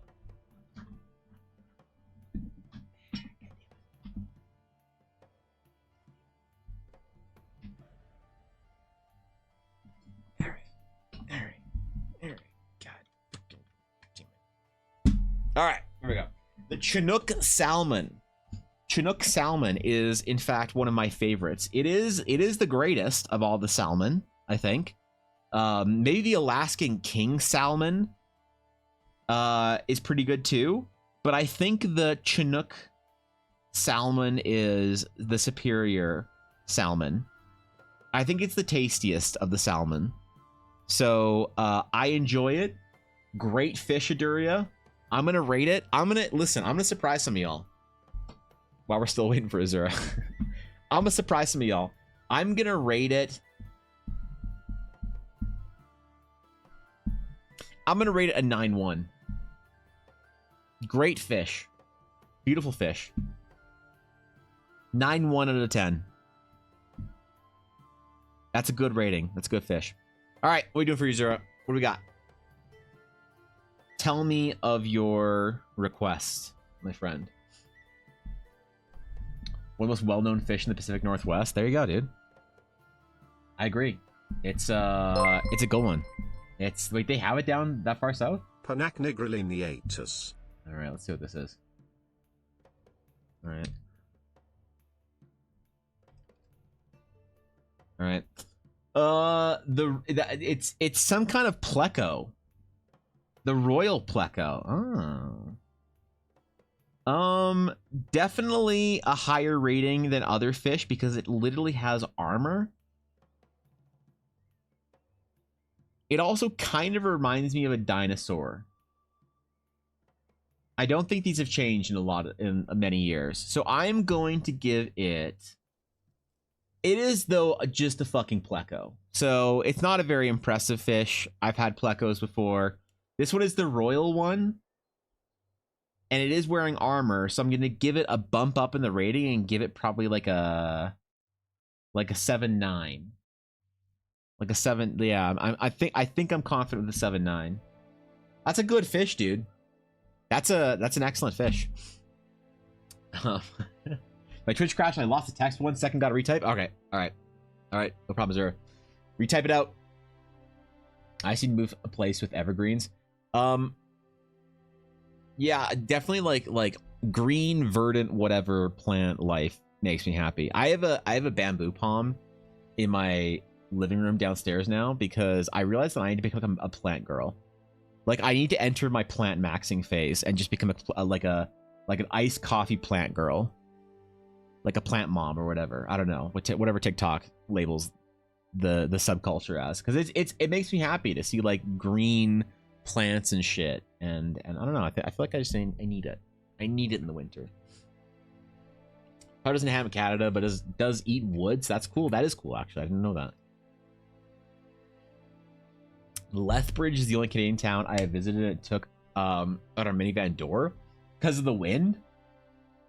It's too flat there. The wind gets scary high. Yeah. Well, Lethbridge is known for its intense wind. I could never live in Lethbridge because of that. I've only been there a couple times. My grandmother lived there, and conveniently my parents would be like, "Hey, Evan, you want to go visit grandma?" I'm like, "Fuck no." Like, "Oh, but she's your grandma." I'm like, "Well, bitch, move to Lethbridge. What do you want me to do about it?" She lived in Calgary. I lived in Calgary. Then she decided to move to Lethbridge. What do you want me to say? I ain't going to fucking Lethbridge. So, yeah, Lethbridge sucks. Pothos are really easy. Wait, good house plants? What do they look like? What do they look like, Fishy? Hold on. I want some like some tiki shit though. I want some tropical ass looking tiki shit. That's kind of tiki. It's kind of tropical. It's all right. It's all right. It's all right. I could grow it. I could put it on my shelf right here. It could grow down the side of my bookcase. This is what I got going on. This is what I got going on downstairs. I got a bamboo palm. That's what I got. That's what I got in my living room. Was one of these. It's nice. I like it. I kind of want another one. You know. That's a good plant. That's like a solid like I would, if I was rating plants, I'd give this a 9.4. That's a great plant. You know. That's a much higher rating than I think you'd expect. All right, what do we got here, Zura? Let me restart. We got the thing, the message. Oh, wait. A Tale of Two Lovers. Ooh. A book describing the story of two dragons, one light, one dark, and their trials and tribulations within the city of Zelnala, Mesopotamian-inspired city found beneath two rivers by a god. All right. All right. All right. A book of twin dragons fallen in love, separated at birth, actually siblings. It's that weird part of Star Wars no one likes to talk about. All right, this is sick. I like this. That's a great idea, actually. It's a cool ass fucking dragon book. Let's do it. Let's do it. I have an idea too. What we're gonna do. I have an idea. Yep.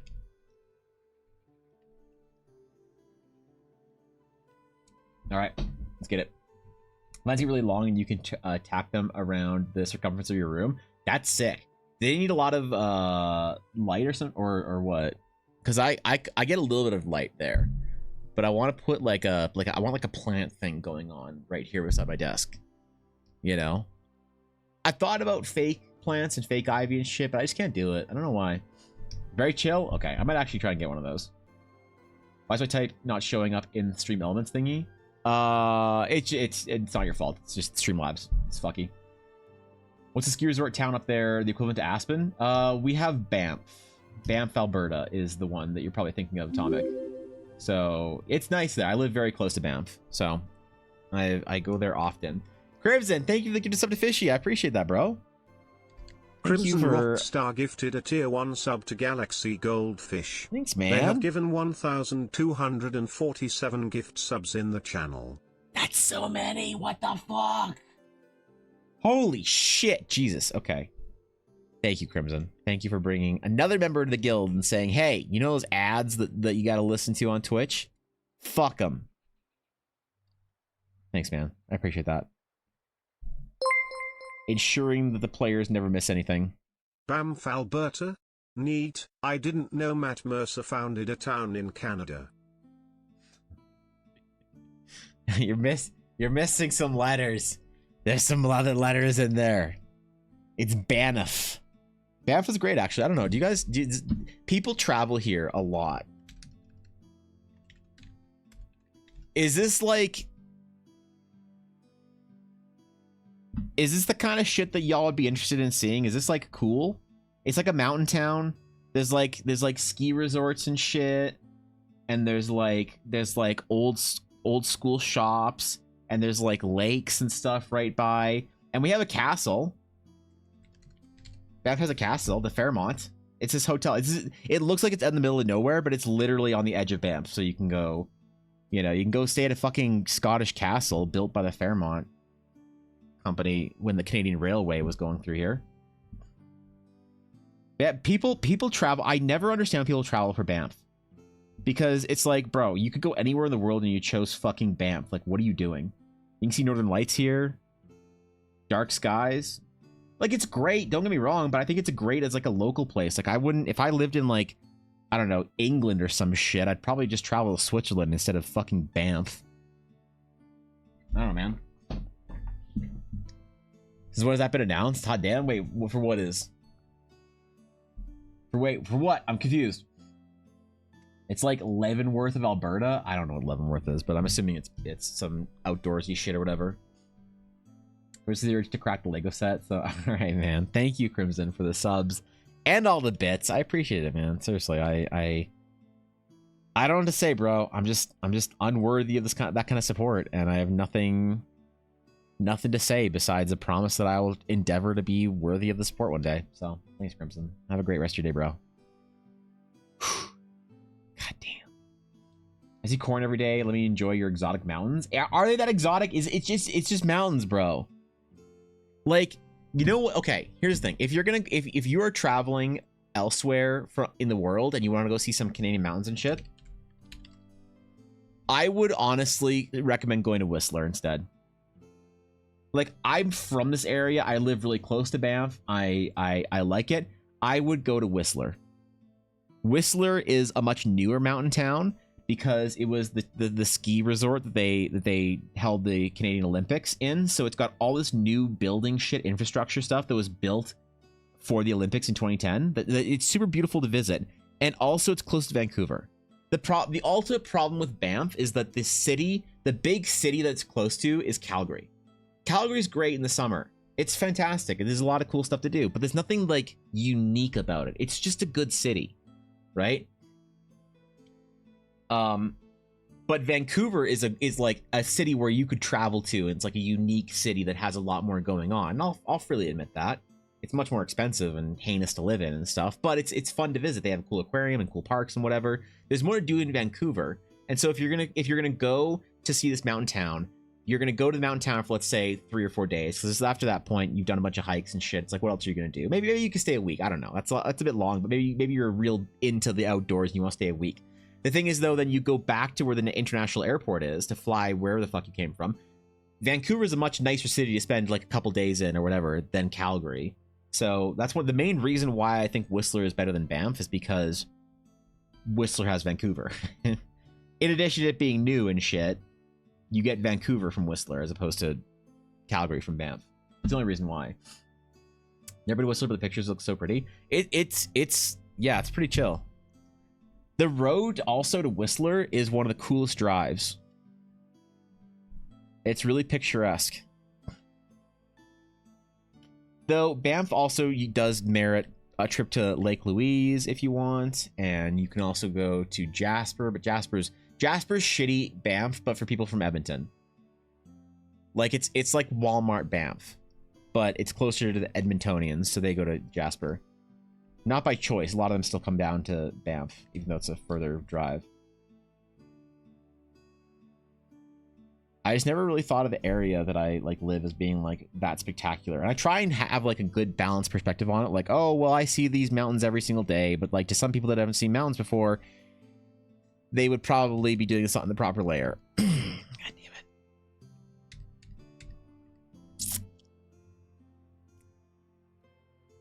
God damn it. There's that, isn't there? Yep. Okay.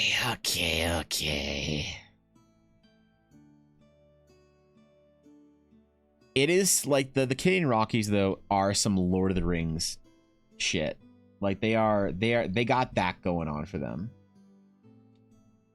When you're driving from like Calgary to Vancouver, it's like you're going on like an expedition to rescue some fucking hobbits or some shit. Like it's pretty good.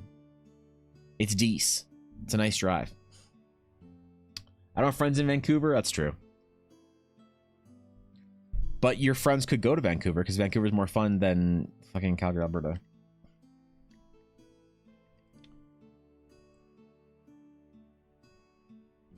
Okay. How do I want to do this? I want to do like 2 like twin dragons.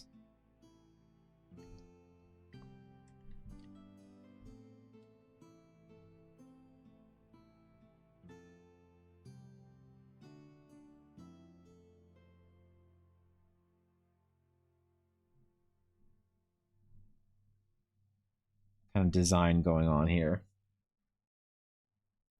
on the cover, sort of wrapped around, kind of made out of gilded brass or whatever.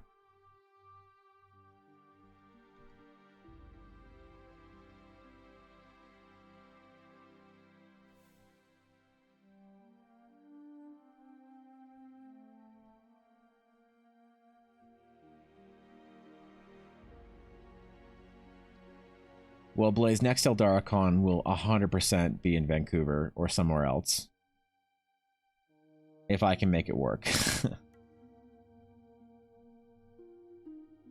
God knows I don't want to make you guys come back to Calgary, Alberta again. And visit Banff, Alberta. Vancouver's also relatively close to Seattle. You can yeet over there for a bit too. Yeah, but I've never been to Seattle, but I understand that Seattle is just kind of like discount Vancouver. But like there's nothing interesting in Seattle that isn't in Vancouver. But I could be wrong with that. I've never been to Seattle, so I've heard a lot of people who live in Seattle say they go to Vancouver for one reason or another every once in a while, but no one from Vancouver ever says they go to Seattle. So I don't know how it works. My cousin from Florida came up to visit us at my house. They thought they were on Mount Rainier in the foothills. They couldn't believe when we pointed out the actual mountain in the distance. Oh, really? It was just so big. Have they never seen mountains before like that, or what?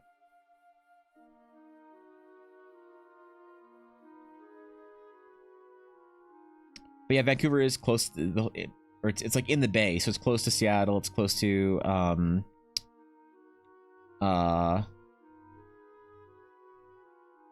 Victoria. There's a lot of cool stuff out there. It's a cool area. BC is very nice, and it's people understand that, and that's why it's so expensive to live there. Like I would you will know when I've like made it in life because I'll probably move to Vancouver.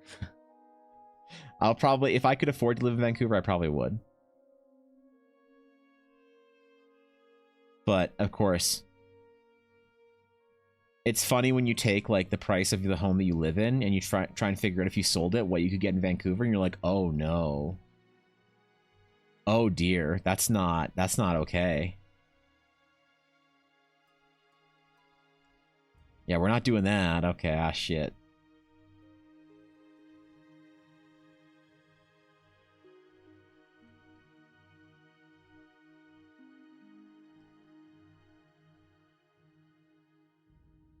I prefer Alberta as a whole to British Columbia, but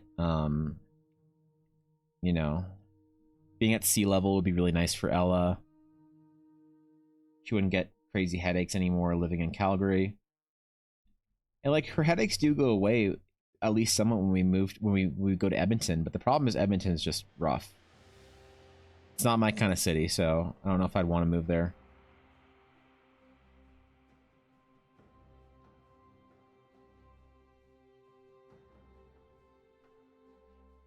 But Vancouver would be cool.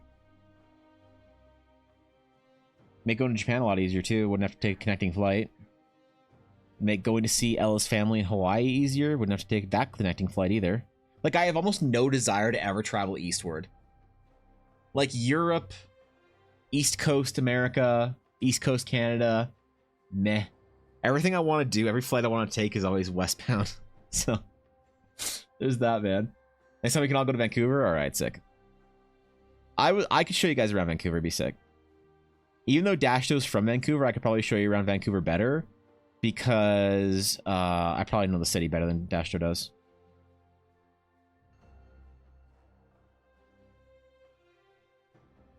He'd be like, "Hey guys, want to go to the music store?" I'm kidding. God, jeez, I'm kidding, man. I'm kidding, bro. Relax, bro.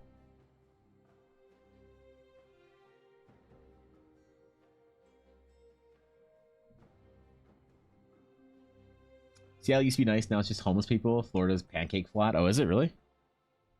I thought that it was like inversely, like concavely hilly. It's just all fucking swamp or some shit.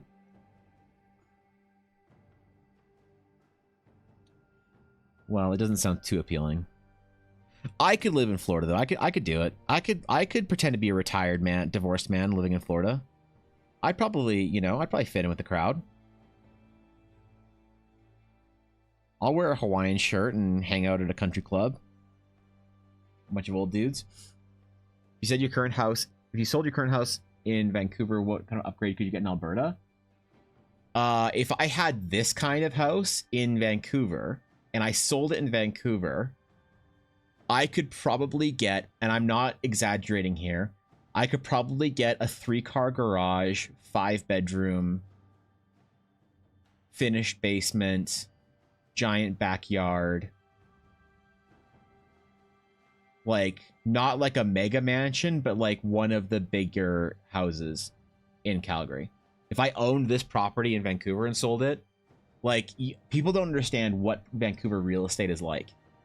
It's insane. $1 million in Vancouver doesn't get you shit. There are places in Vancouver that are like new developments that are single bedroom, 800 square foot condos are like $900,000 in some places. It's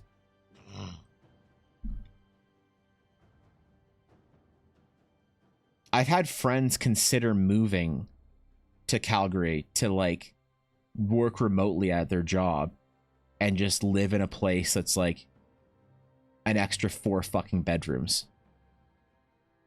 But even then, Alberta's also starting to feel the housing crisis squeeze quite a bit. So give it a year or two and it might not be that way anymore. It used to be pretty easy to get a place in Calgary, and even in the last 10 years or so, it's gotten very difficult for a lot of people.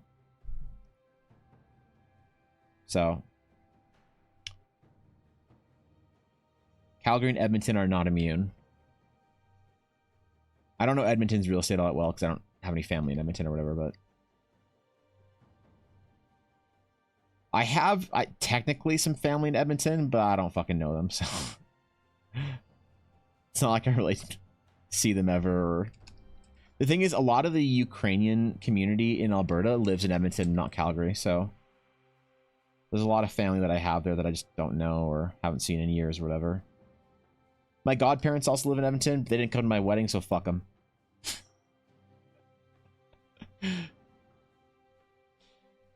Oh god, okay, I'm done. Alright. I'm done.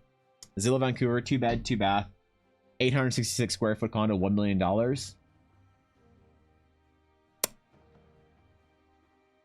Yep. $1 million doesn't get you anywhere in Vancouver. It doesn't get you fucking anywhere. Look at what $1 million gets you in Calgary or Edmonton compared to what $1 million gets you in Vancouver. It's crazy. It's actually crazy.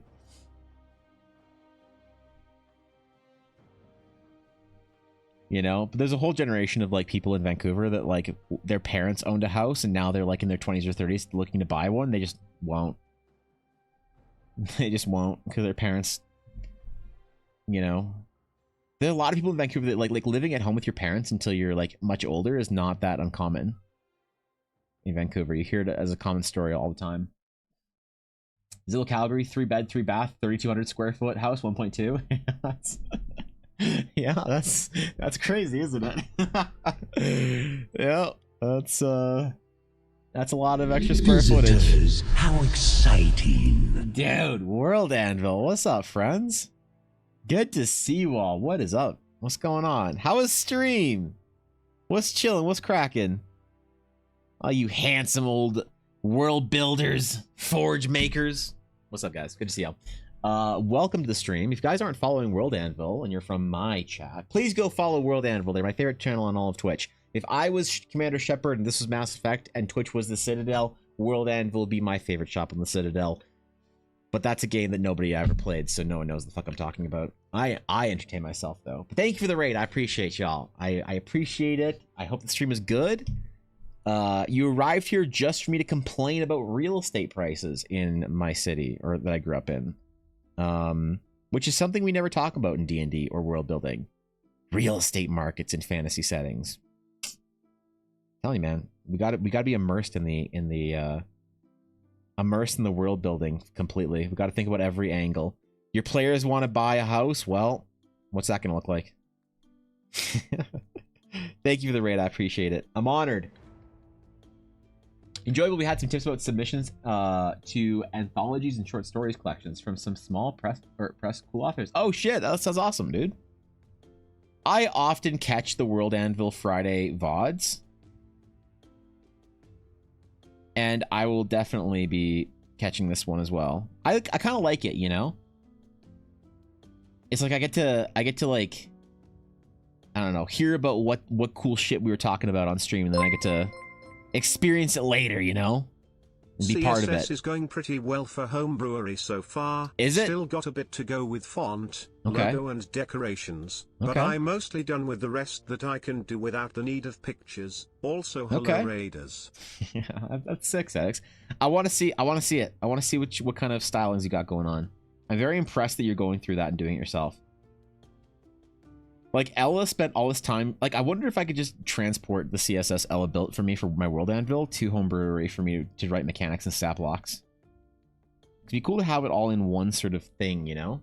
I think I play Fantasy Manor Real Estate Tycoon. That'd be a sick game, though, wouldn't it? I was thinking 100 bits, thanks.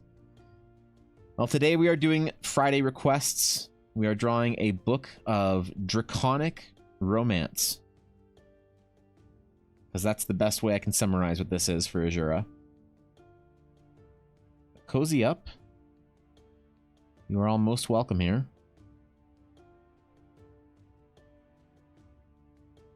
All right. We're gonna do a little more detailing on here, and then we're gonna paint this in real quick. It's gonna come together real quick, Azura. I have plans here. But yeah, Atari, I don't know how that compares to like the American markets, but it's crazy. That's one of our biggest sort of issues in Canada right now is housing. Probably a big issue everywhere, but in Canada it's just been like widely discussed recently. It's very topical for our Canadian guild members, I suppose. Both of them. Because Canadians don't actually make up very much of the Dragon's Claim statistically. When I look at like countries of like percentage of countries of viewers, it's barely any people are from Canada. It makes me sad. My fellow countrymen are too busy watching hockey.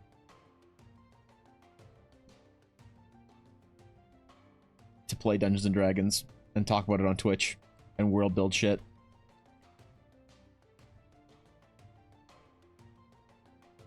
But hey, it's fine, right? I'll just move to America someday. And they'll accept me as one of their own. I'll go to Florida. I'll commit some petty crime, get in a newspaper, and then I'll be one of the bunch. Take my place as Florida man.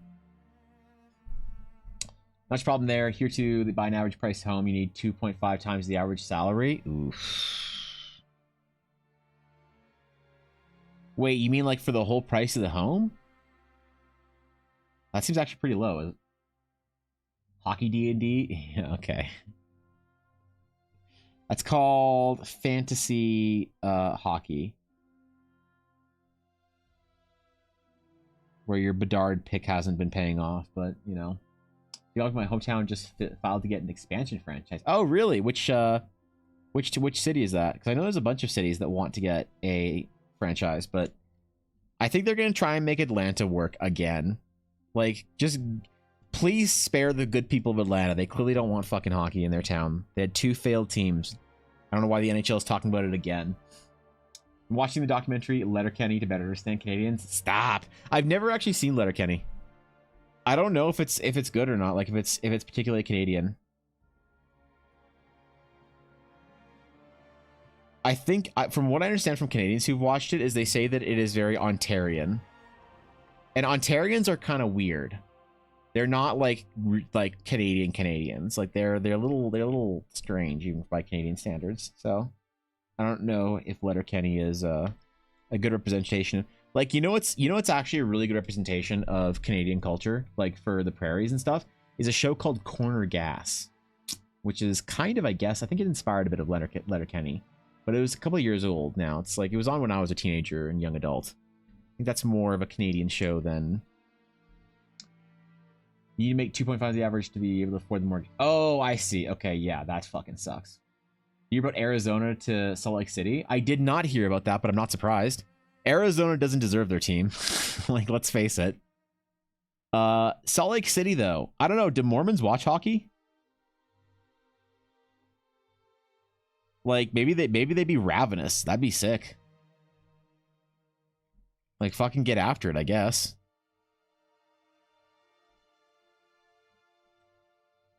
Isn't Salt Lake City a bit small though for an NHL franchise?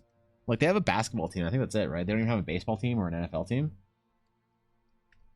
I'd be very surprised if it went through and gave a small, tiny, dinky little city like Salt Lake City a hockey team. But who knows, man? They gave Winnipeg a hockey team. I guess no, Winnipeg bought their hockey team. They strong-armed it, so that's different. An expansion franchise would be different. Been minor league franchise for years, really?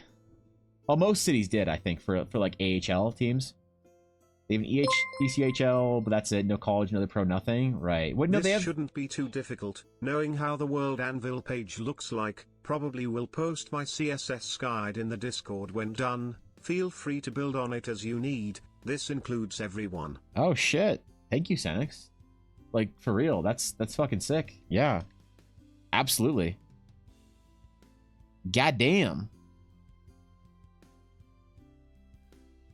I could always use a helping hand when it comes to the tech stuff.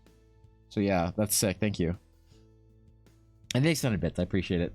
Wait, don't... They didn't have an AHL team in Utah? Like everyone has an AHL team. Stockton had an AHL team. Goddamn. You'd think Salt Lake City would. What's the population? It's like only 500,000 or something, right? For Salt Lake City?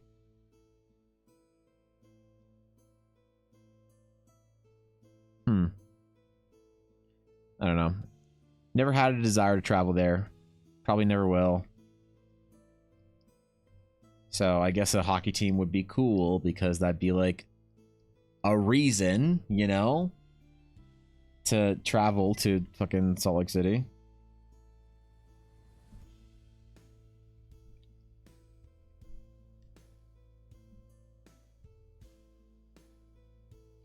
But I hear mixed reviews about Utah. I hear some people say it's the best, and I hear some people say it's the fucking worst. So I don't know. It's very polarizing, right? It's not like California that's like universally hated, or like New York that's like universally hated by everyone who doesn't live there. You know, it's like one of those states that you hear about that people have like a diverse opinion of, which I think is good. You know.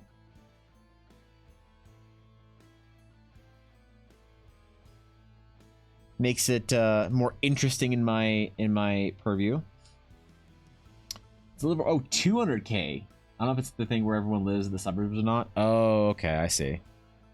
Yeah, I wonder what the greater Salt Lake City area is then. Because like, yeah, I think that the city of like Vancouver itself is like not that big, but the greater Vancouver area is like multiple millions of people. So it might be the same thing in Salt Lake City. I just thought that Utah in general was fairly like not populated.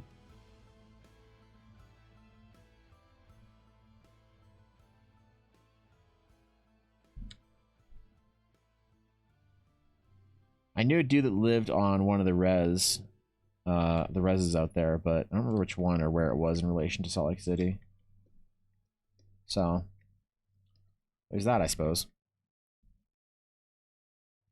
But yeah, I have heard the rumors of Salt Lake City as well as Atlanta and Orlando, which doesn't seem like it'd be worth it. Maybe it would be, though. All right, what are we calling this thing? I need to put the title on the book before I title it on the thing. A Tale of Two Lovers. There we go. Gotta have the title on the book. Not just Lorem Ipsum. Oh, that's nice, man.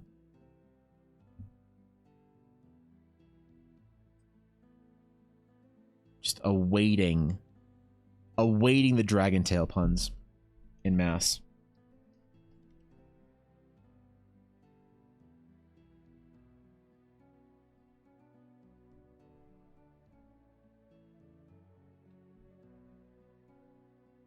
It'd be a little rough, so it seems like it's more like hand inked.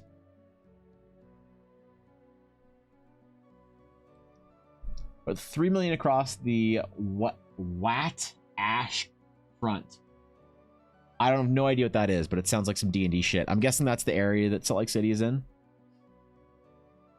They got like Provo and Salt Lake City, and those are two of the only cities. Oh, okay. A smaller habitat area, but it's sprawled. All right. Is it one of those places that everybody has to own a car because you can't get around otherwise? The city I grew up in was like that.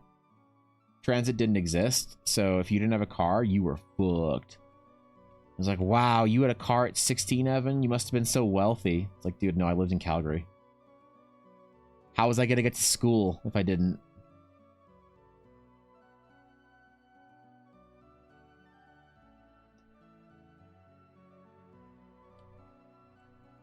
Oh.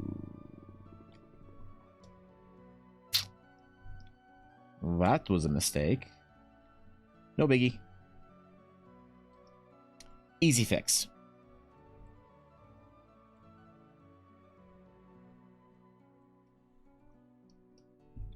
Bear cavalry? I mean, like, that's good for the winter, but, like, you know, it gets too warm in the summer, and they don't like running around a lot. Every Canadian family needs to have a bear for the winter, and, like, they complain, so, like, I should be hibernating. You're like, shut up, idiot, you're getting overtime. Bear for the winter, moose for the summer. That's about it, man. You know? Not all of us grew up with carriages, Ashy. Your royal status is showing, m'lady. Ashy, Ella brought me fancy cake from the Korean bakery. I just want you to know I thought of you. I associate the experience of having fancy cake with you now. So. But yeah, 3 million, that's a lot more than I thought there'd be. That's enough to support a hockey team.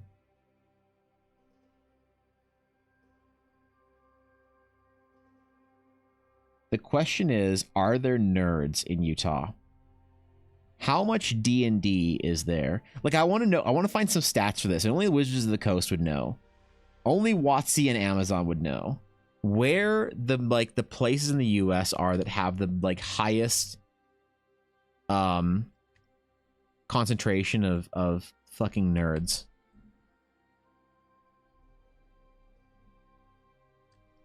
That's what I need to know. I need some more resolution on that concept.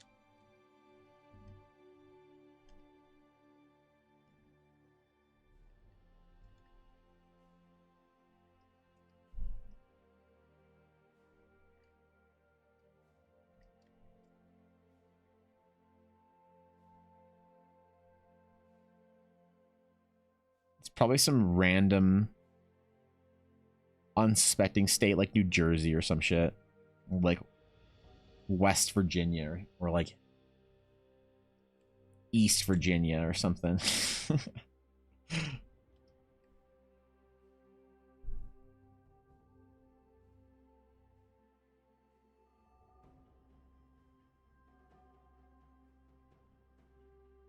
East Virginia, not quite as good as West Virginia for nerddom, I hear.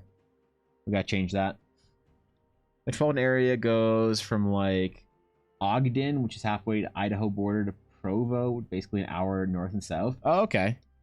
Just little cities and towns and shit in there. Well, that's nice.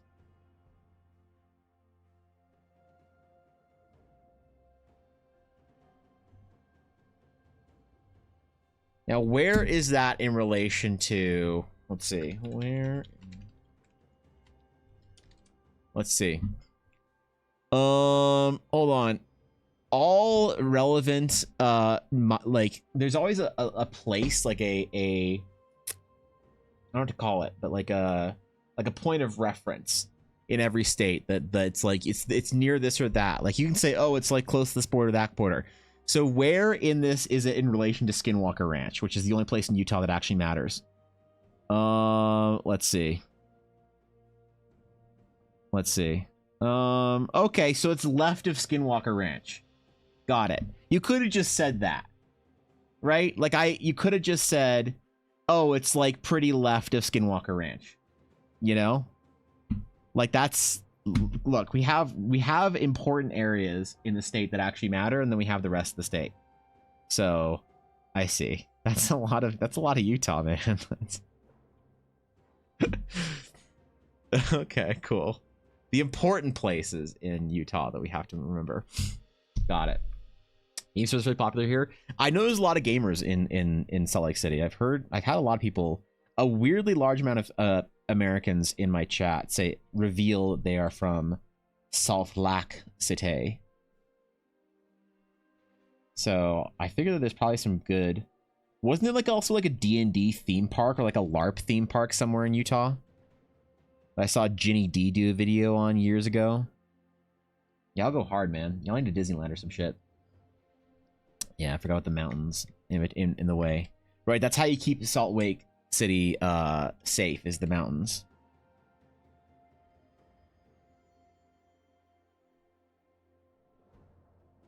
That's that pro. So that's south, right? Yeah, okay. Well, that's cool. I don't know. I'd be willing to take a trip down there. Are there any big conventions, like relevant conventions that happen in Salt Lake City?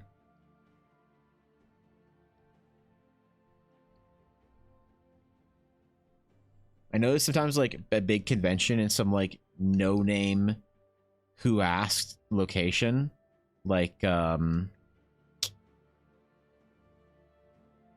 Indianapolis, right? There's like big conventions and shit that go on there.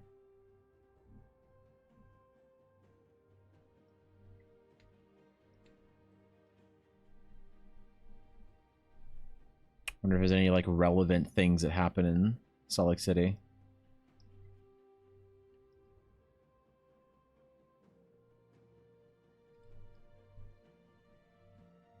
That I'd be interested in.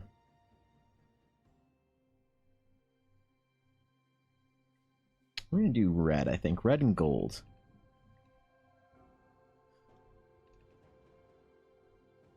That's what I want to do here. It would look good. Anime Expo's probably large, but anime. You guys got an Anime Expo? Oh shit! You got some weebs down there in Salt Lake City? Damn. Okay. That's sick.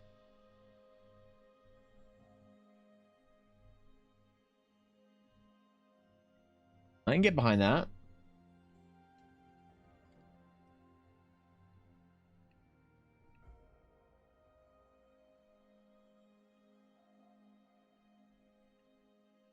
It's weird how some cities have like really big conventions, hey? Like the second biggest like nerd con in Canada is in Calgary. You'd think it'd be in Vancouver. You'd think it behind Toronto would be like in size of city, but nope. You want to go to Canadian Nerd Con? Which I think that the boys should have come over for EldaraCon in either April for NerdCon or summer for Calgary Stampede. I don't know what the fuck they came in December or November for whatever reason. Felt bad. Like I gave them a lesser experience, a lesser trip because of it. Alright, Dagrond. Let's do... The Dagrandization of this book is going to be sick.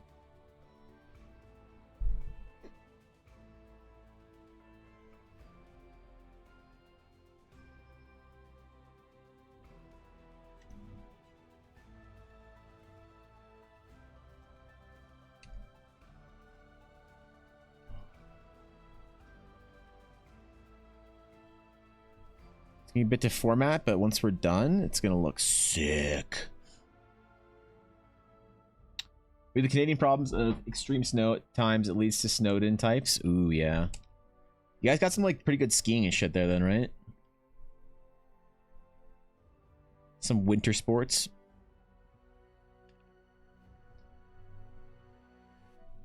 Seems nice though, you know? One of those places that might be like less relevant than like the giant cities or giant states or whatever. Just kind of keeps themselves. But must be pretty nice to grow up there. Chilled out vibes or whatever. I always wonder what it's like to grow up in like a mega city, like a city that the city itself is a place where people travel to, like New York, L.A., Tokyo, Paris, like one of those kind of places. Wonder how it changes your experience as opposed to growing up somewhere like Calgary or Salt Lake City or Edmonton.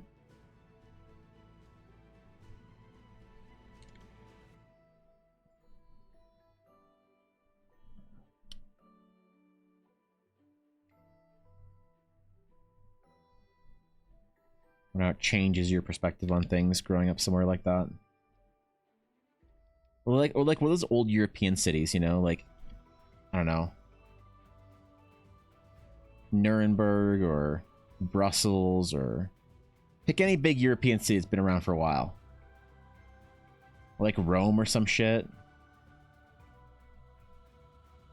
It's like I can track the amount of people that have like lived where I grew up.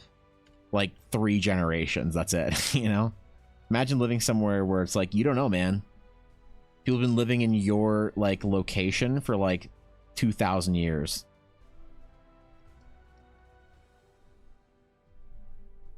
That's it. Mormons, gamers, and snowboarders, I think we're three tribes. That's pretty cool. The Snow Bros.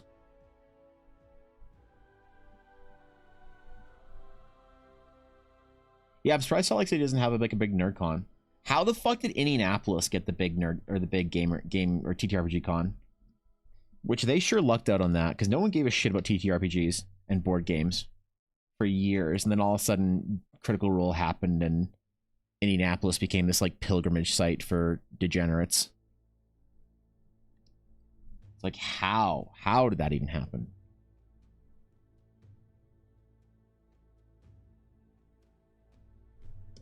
How'd they swing that? How do they schmaz it? Because the problem is, everyone says I should go to Gen Con. Everyone I talk to that goes to Gen Con, I'm like, should I go to Gen Con? They say, yes, go to Gen Con. The problem is, what the main drive for me going to convention usually in a city is, what is that city worth going to? So, like, you go to BlizzCon, it's like, BlizzCon's sick, you know, but BlizzCon has, like, I got lots of friends in Southern California. You got Los Angeles, like, taped to the top of Anaheim.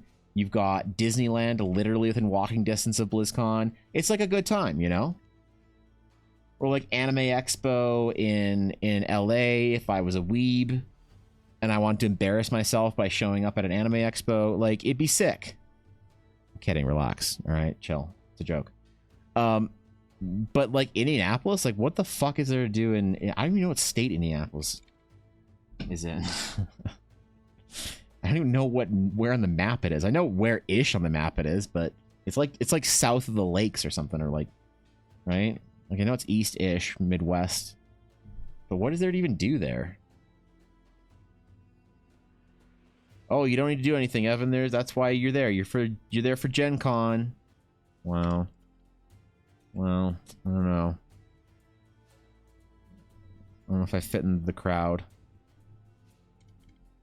I'd run my game and then go back to the hotel and do nothing for the rest of the evening every single day.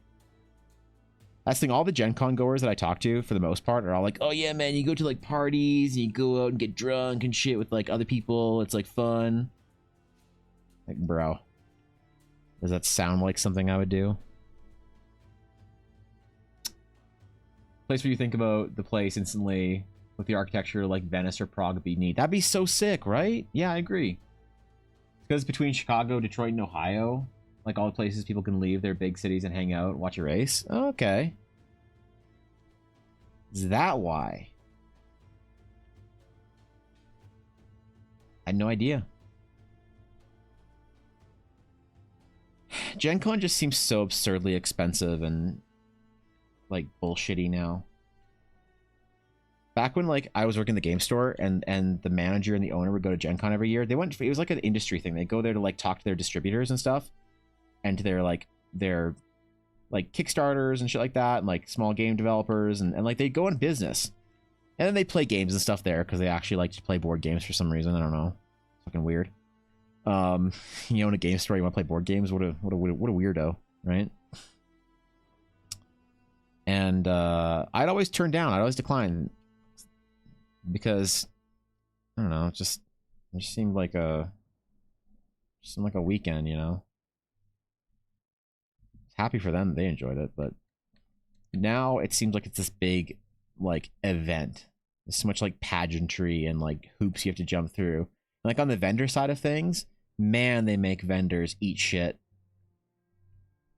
No one I know that's a vendor that goes to Gen Con has ever had a good story about the process of applying or whatever to be a vendor there. Everyone's like, oh my god, it was like going through the fucking citizenship test to get into Gen Con as a vendor. So I don't know. Maybe it's cool. Maybe it's not anymore. Maybe like I wonder if there's like a new nerd con somewhere. Like if Gen Con's too big for some people, where do they go every year now? Like what's the mini Gen Con that's growing because people don't want to go to Gen Con? That's what I want to know about. That's what I'm curious about is what that convention looks like. Probably plenty of hotels due to the drag races. It just became a secondary thing. Maybe you're right. Yeah. Western US, most of the stuff is lost to Vegas. That's true, but I think Vegas is a great town for that because it's very inexpensive to go to Las Vegas. Like if there was a big NerdCon in Las Vegas, I would go. I like Las Vegas. It's a great city. It's like sleazy and shitty if you're like going to sleazy and shitty places. But if you do old people Las Vegas, it's great. I love it. There's good food there. There's cool shit to go do and go see. And if you're willing to do old man Vegas, it's a good time. And so I would go to a convention in Las Vegas. If there was a NerdCon there or whatever that was relevant, I'd do it. It'd be fun.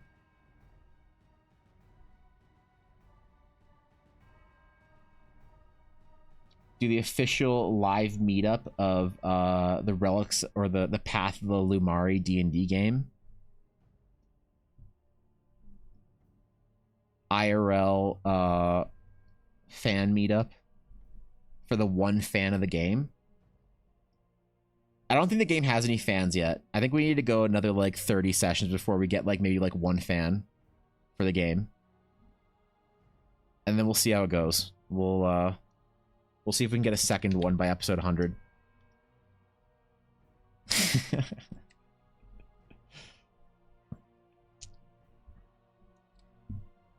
I currently don't have a single fan. I need to get one fan for the podcast. I need to make it a podcast first. Shit. TwitchCon's in Vegas. TwitchCon is in Vegas, but I don't think that TwitchCon is my speed. The problem is all my streamer friends wouldn't go to TwitchCon. TwitchCon's too like normie mainstream Twitch for people in like the D&D and art sphere to want to go to. But like I asked my streamer friends, I asked like Ashy and Amma and Fishy and Mandari and like all my like most of my streamer friends about TwitchCon if they'd be interested in it, and they're all like, oh yeah, it's cool, but like I don't know, like I'd rather go to a different convention. It's like fair. You know, the artist friends on it want to go to Lightbox Expo or whatever. The nerds want to go to Gen Con. So like TwitchCon, Gen Con is TwitchCon for D&D streamers. So if I really wanted to go to like my TwitchCon, I'd have to go there. But I like I have friends that work at Twitch and it'd be fun to see them at TwitchCon. Be fun to see like Genova and Satori and a couple other people that I know. And it is less expensive. Like hotels close to the like every hotel on the strip is close to the venue wherever the venue is. It's very accessible. It's very well designed for conventions and shit like that in Las Vegas. People have this like really negative opinion about the city that I think is like somewhat deserved, but it's a lot of like really unfortunate sort of like secondhand like anecdotal stories about like why Las Vegas is so bad. I've never had a bad experience in the city, but I always like I stay where like in areas that are more designed for like the kind of the low party crowd, and I always have a good time.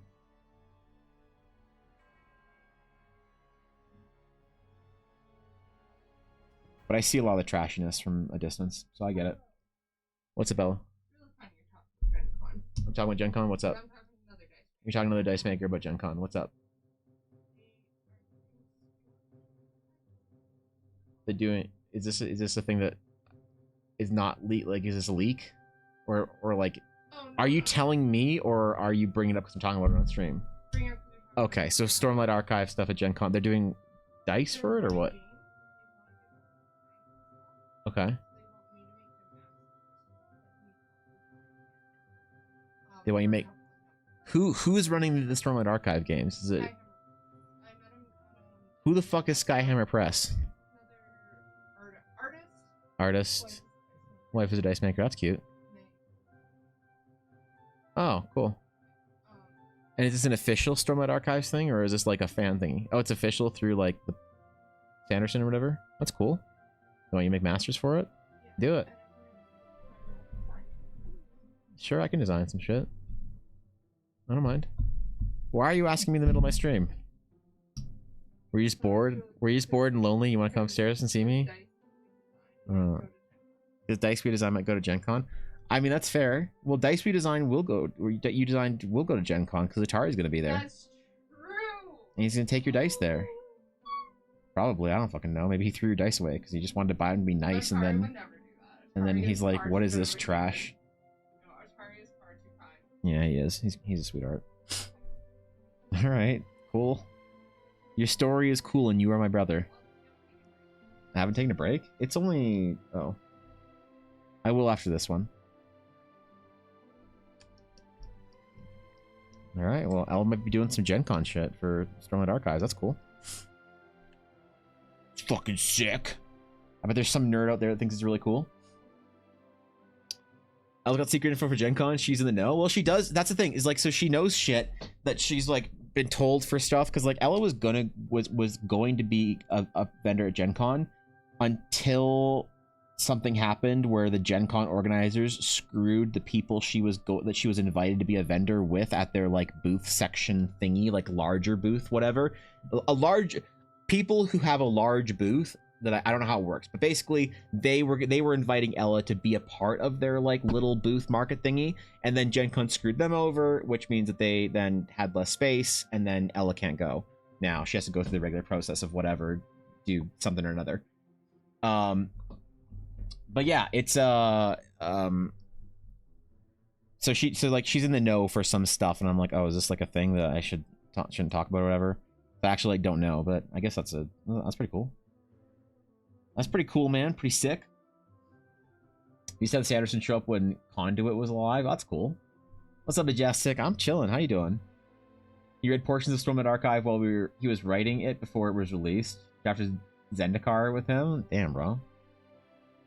Damn.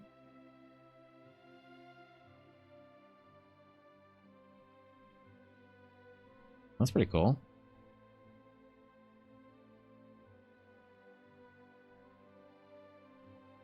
I want to watch all of Sanderson's lectures on how to write, because I don't know if I'm a good writer or not, and I'm afraid to write.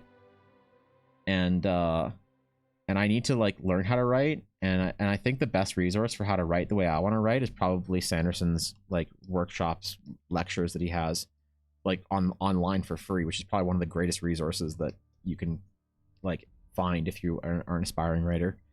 I don't want to be like a great writer, but I want to be a passable enough writer that when I write stuff for like short stories for Eldara, that people aren't like it's not putrid. That's all. I just want to not be putrid. I don't need to be like regaled as a master writer. The problem is a lot of writers have weird egos to them, so they don't actually give you useful feedback. I don't know if this is like true, if anyone else has had this experience, but sometimes you have artists that don't give you good feedback because they fancy themselves way too good.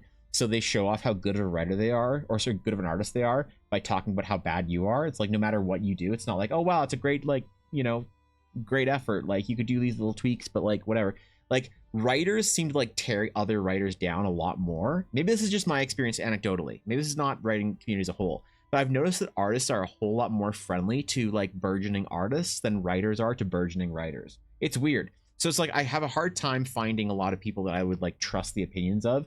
You know, there's a couple people obviously in our guild that I would absolutely trust and have nothing but my best interest in at heart, and I adore them for that. But I've just noticed that the community as a whole. So I need to learn how to do it independent of like asking other artists, basically, for writing. I need to do it by like just like learning how to do it, you know, and just becoming good at it. It's like a whole thing, I guess.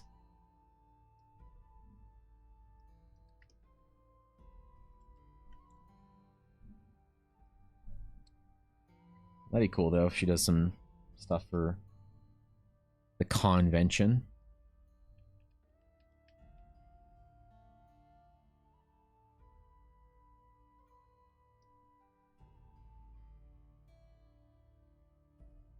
the fuck? Why is this so dark? Oh, I'm on the line work layer, that's why.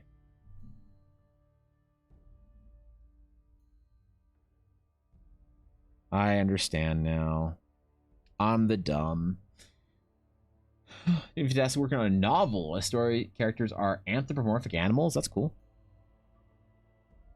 Writing a novel's hard. I've been reading more. I've been reading before bed every day. You know how hard it is for me to read? I'm not good at reading, bro. I read so slow. I realize, a little bit slower than a speaking, like, voice. People who read a lot are like, what? How does that work? Is your brain broken? It's like, I don't know, man. Because I have to reread things often. I'll like read a line and my brain doesn't register it. I have to go back and reread the line. And then when I am reading like properly, I only read it about a speaking pace. So if I read faster, I skip things. And I miss out on details or I miss context or whatever. My mind will try and skip way too fast. Haven't figured out how to do it. It's a me problem. It's a skill I never learned or mastered or practiced or whatever. Thanks for look, Azalea. He's have a lot of peers that write way differently than him. Really? Are they feeling that's just part of who he is as a person? Yeah, I don't know. Dude, I started reading this book, this light novel, this Japanese light novel that Ella got me for Christmas years ago, and it was just so fucking bad I had to stop. You know? I couldn't keep reading it. It was just written so poorly. The story was so shitty that it inspired me. I was like, maybe I can write. I could definitely write better than this crap. Maybe that's an unhealthy amount of ego talking. I don't know.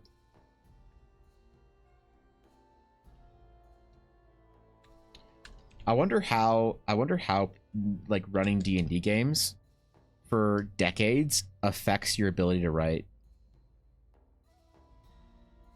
You know, like would I be better at writing than I think because I've played so much D&D or written so much D&D, or does it not translate at all? You know, I don't know.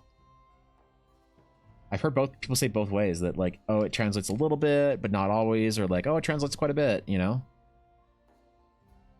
Or is like the equivalent of like you play Minecraft so you think you can 3D model, and it's like, oh, sweetheart, oh no.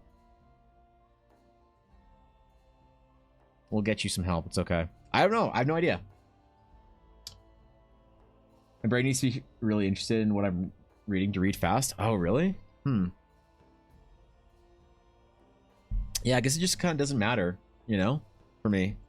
If it's interesting or not. Like, I'm reading a book right now that I want to read and I want to know more about. It's a subject that I like quite a bit, but it's very wordy and very academic, and I'm having a hard time reading it. And it's boring as fuck, and I kind of hate it. But like, I want to know. I want to finish this book, so I'm going to.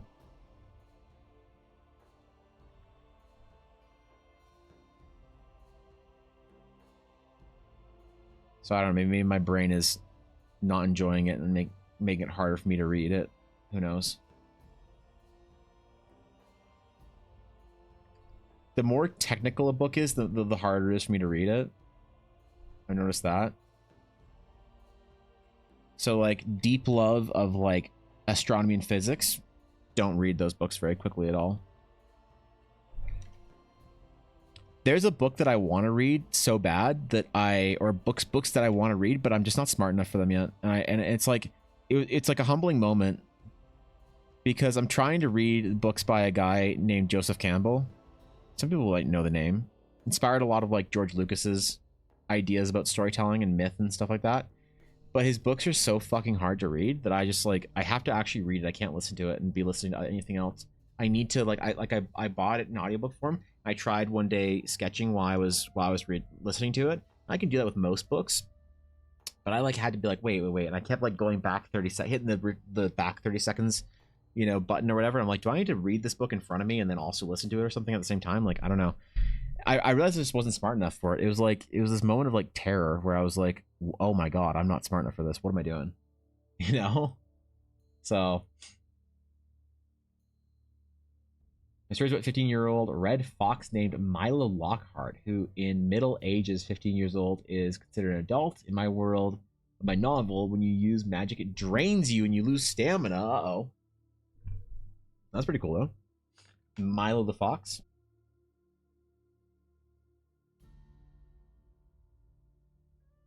That's cool.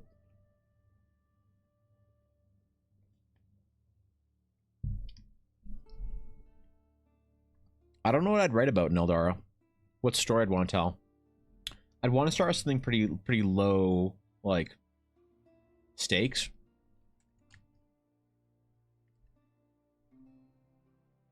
Maybe I should just write one day. Just write something. And then put it out there and see what people think of it. Unedited, unwhatevered. You know?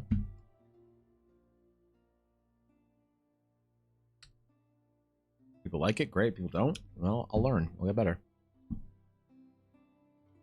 Maybe that's dumb. Maybe that's the only way to do it. Who knows?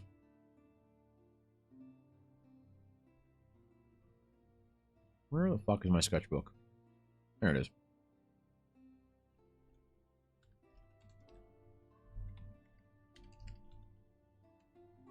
Oh, not Azalea. Jura's Fire. There we go. Pog Champion. All right. A Tale of Two Lovers. A Book of Dragons. Pog.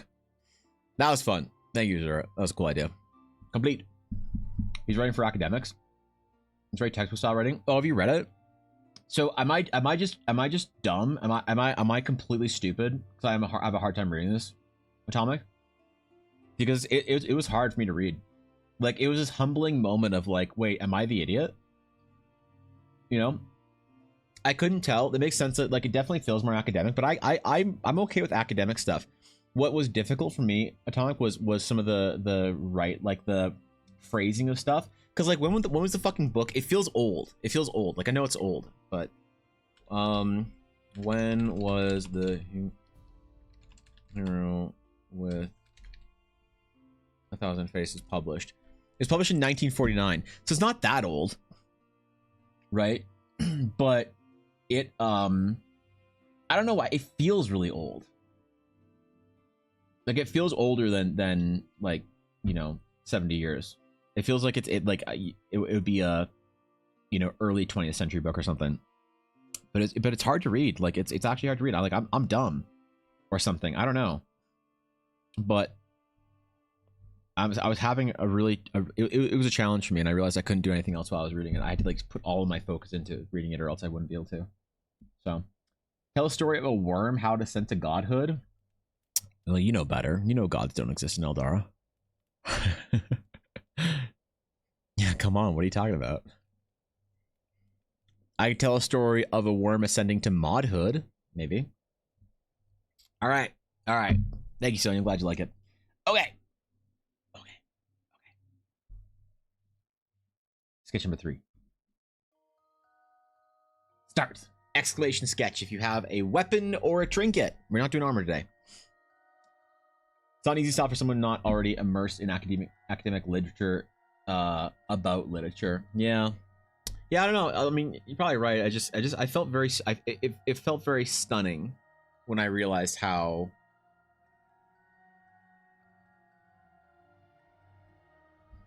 out of my breadth it was. Because the thing is, Atomic, like I could read it, but comprehending it was the problem.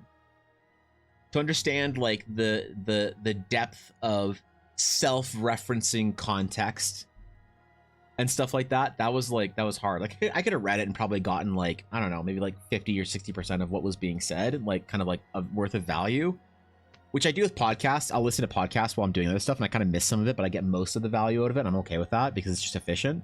But that was, yeah, I felt like I wanted to get like everything, you know, out of it. So there are books to learn things, and then there are books for people in the field. Yeah, maybe I'm out of my, well, I'm definitely out of my depth for it, but I want to be able to kind of get through it, because I know a lot of the concepts of it. I've had it explained and derived quite a bit, but you can only like do that so much before you can't really claim a deep understanding of something. And I think this is very core. I think a lot of Campbell's work is very core to the kind of story that I want to write.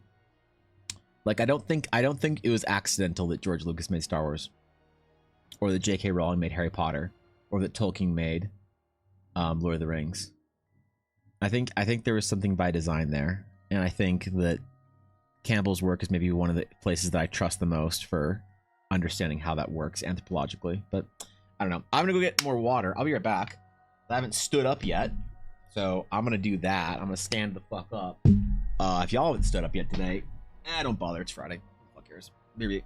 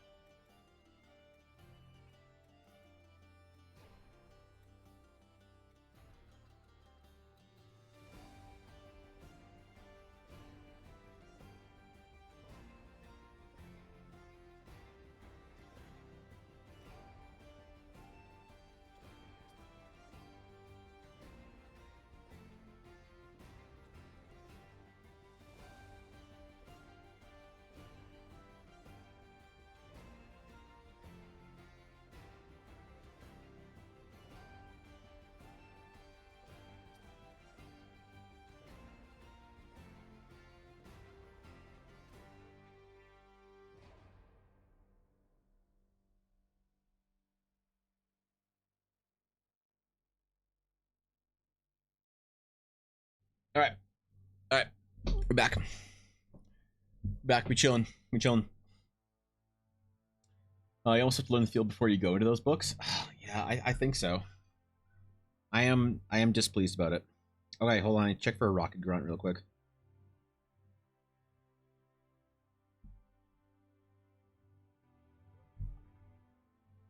I need like 3 more shadow Pokemon purified.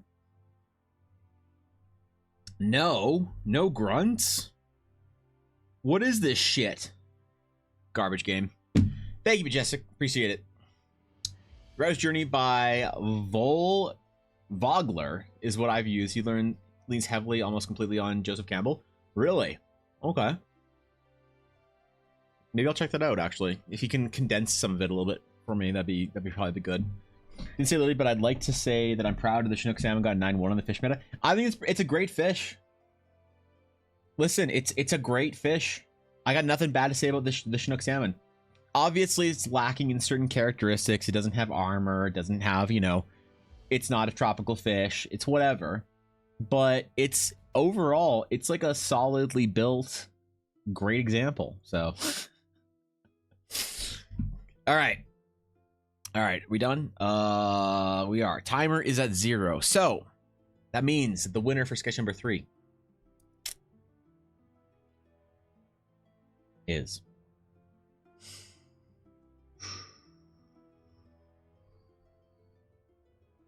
Sonia. Congratulations, Sonia. Evan, as someone who isn't a Dark Souls player, what are the biggest hook? What would be the biggest hook that could get you into the series? Co-op, no grind, lower difficulty. I know for you it's free time, but I don't know many non-Souls players. You're just a sample size. A lot of it is the vibe of the game doesn't dazzle me. So I think the problem is the biggest problem is that it's like Dark Souls. I think people really have a high respect for the gameplay of it. The gameplay is like super like good in Dark Souls games. The problem is that a lot of it for me, Ashy, is the game just kind of like looks like shit. Just kind of I don't see Dark Souls and think like, oh wow, I need to experience that thing, that world, that whatever.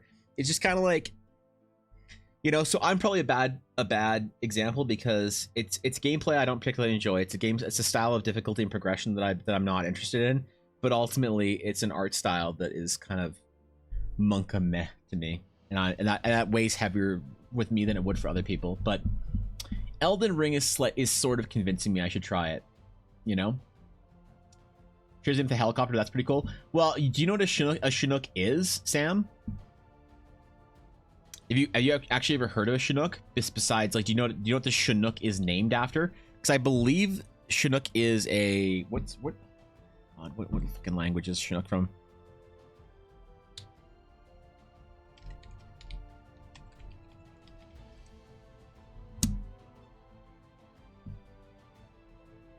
It's a Blackfoot word. Yeah, right. It's a Blackfoot word. So it's a Blackfoot word, which is I think it's the second most common spoken native or indigenous Canadian First Nations, Jesus Christ.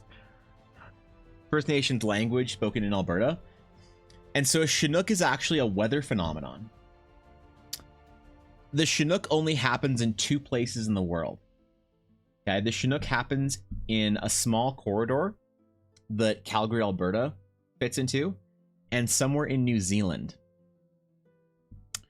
And what happens with the Chinook is that basically air pressure you need a certain type of climate on one side of a mountain and a certain type of climate on the other side of the mountain and a certain type of mountain for it to work. But basically a Chinook will build up air pressure and then it kind of all spills over the other side. So it is massive weather spikes and also a very cool sky effect. Check this out. This is gonna blow your mind. So yeah. So these are real pictures. So this is what a Chinook looks like. So a Chinook is, that there's a Chinook because there's a straight line in the clouds, right? And during Chinooks, it's why Calgary, Alberta is the migraine capital of the world, because the barometric pressure spike is so rapid, immediate, and high that if you're susceptible to pressure headaches, like Ella gets a terrible 2 to 5 day migraine every single Chinook. It's debilitating. And so it'll be like minus like 8 or 9 in the winter, like in let's say like February, and then a Chinook will roll in and it'll be plus like 15. Like you can get 20-degree Celsius swings in overnight with Chinooks. And yeah, you see them because you'll see them. The air comes from the mountains westward, and you get this massive thing, this massive like cool like it's called a Chinook arch. But yeah, it's like really crazy when you see it if you haven't seen it before because it looks fake. But the clouds just have this straight line because the air pressure is just pushing all the clouds. So there can be clouds in the background sort of reforming. But yeah, I don't know exactly how the mechanics of it works, but basically the air like does some cool shit. But they named the helicopter after that, actually, which is pretty cool. So, all right, Sonia, you got an idea? What do we got? We're gonna clickbait to shove out before DLC comes out, so you're appreciated. I mean, I don't think I'm a great sample size, but I'll help any way I can. The Nightingale. Ooh, okay. Death's Lullaby, a bow of infinite beauty carved from wood, whispered to be imbued with life. Its arrow, nothing but ominous wisps made by pure magic and the symphony of emotions. Hold on. This is good shit, all right? All right. A testament to the harrowing act of claiming a life. Every time the string is drawn and releases an arrow, it is believed to serenade the night for as long as it soars the skies. Its enchanting voice, a tender lullaby bestowing loving goodnight kiss upon the poor soul that it will claim. Oh shit. Kind of as infinite reach and as a god weapon? Oh, okay, chill. Yeah, it's chill. Just a god weapon. Okay, yeah, I got you. All right, this is cool. I like this. This is neat. A bow. We're gonna do something different. We're gonna do a dark one for this. I have an idea for this. I do.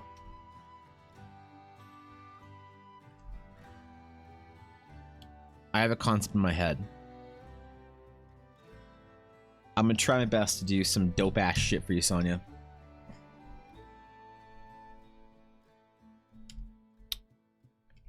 Alright. I'm gonna do a little base here, and then I'm gonna detail the fuck out of it. But it's gonna be cool. We get Chinook wins from our crayons in Salt Lake, but our canyons in Salt Lake, but not often. Yeah, it's Calgary and New Zealand that gets them like regularly. It can happen other places, but it happens like all the time. Like I think we had a Chinook like last week, actually in Calgary. It's common enough that nobody like notices it. It's just like, oh, there's a Chinook this week. Neat. That's why I have a headache.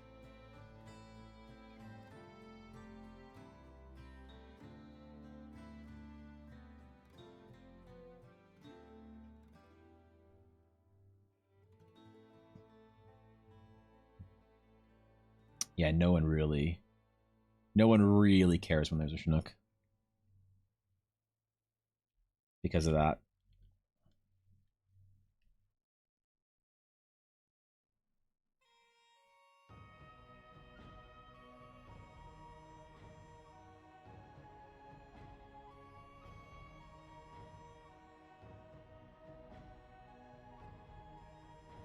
I guess it's unique though if you've never seen it. So there's that. I won't kill my battery, really? Based? Alright, alright. I'm gonna try, okay? I'm gonna try. We're just having lots of semi-trucks accidents? Really? I wonder why.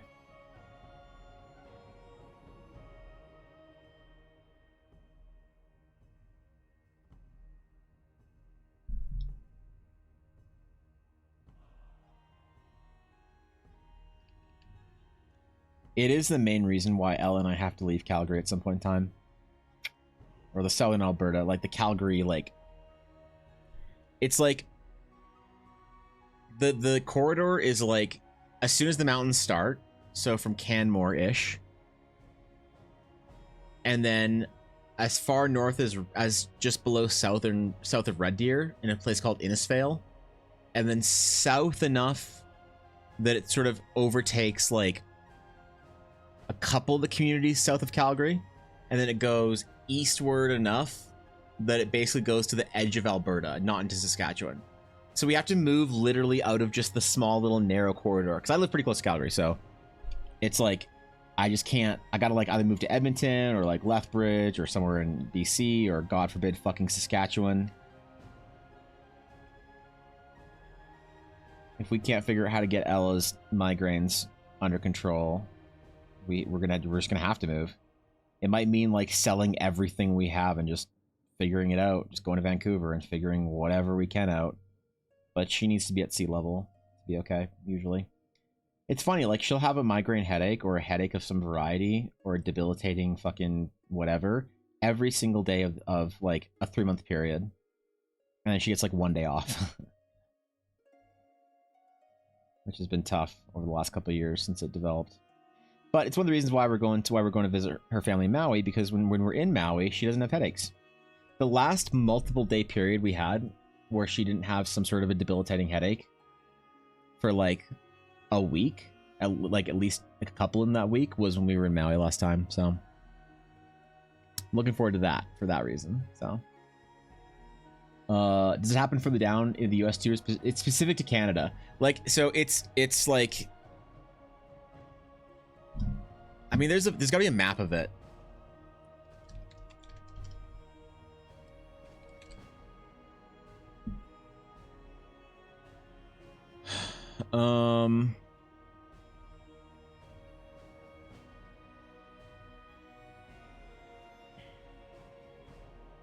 Yeah.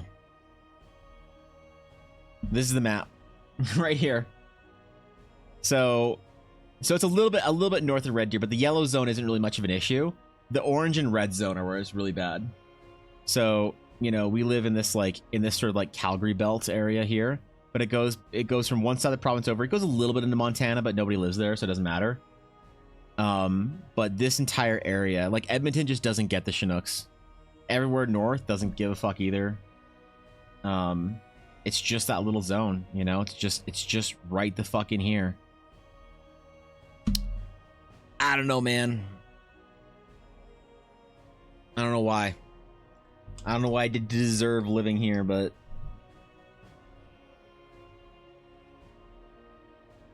thank God my parents at least moved from Edmonton to Calgary before they had my brother and I. Imagine if I lived in Edmonton. If I grew up in Edmonton, I probably wouldn't be streaming. I'd probably be some roughneck, some like 6'4" roughneck on an oil rig, making $175,000 a month, just being fucking strong and swinging chain and oil. That'd be me, man. Be me in a different world, a different life, a different time.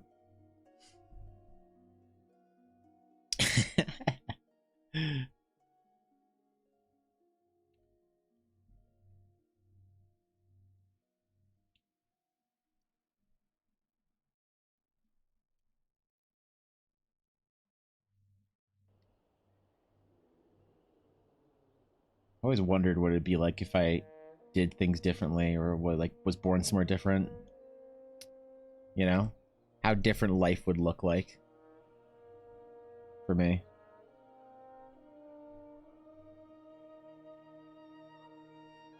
The biggest one that I always wonder about is what would have happened if I had taken that that high school in Japan opportunity.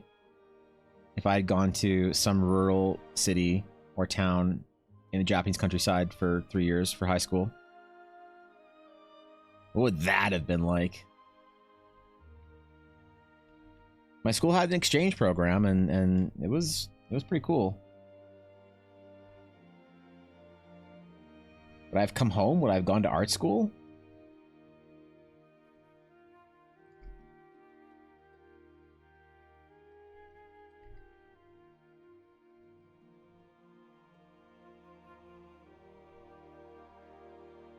Who knows, dog?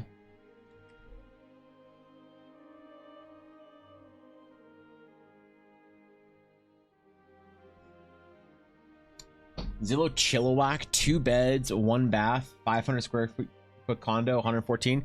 Bro, you think I want to live in fucking Chilliwack, BC?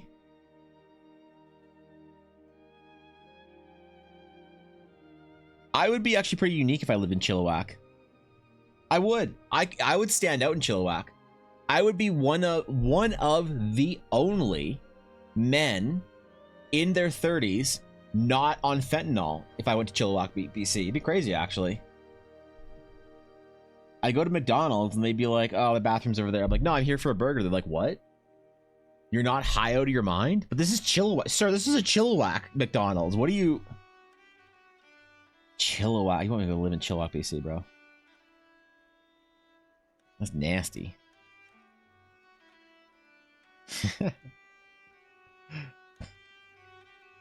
come on, dude. What's up, Not?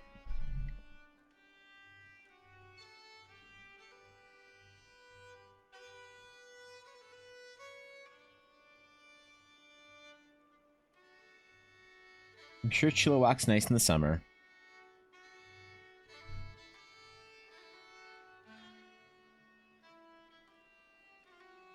I could go east.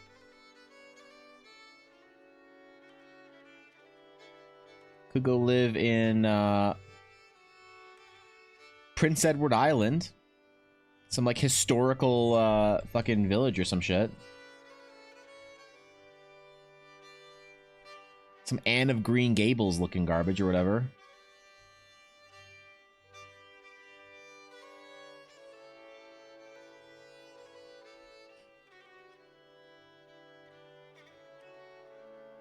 That'd be an adventure, right? Chill evac? Bro, you don't even know. You don't even know. Where could I go live? I could go live in... Dude, it must be so nice to have an American passport and you just move anywhere you want in the US. You have so many more options than Canada. It's like, do you want to live in Toronto? Vancouver? Or other?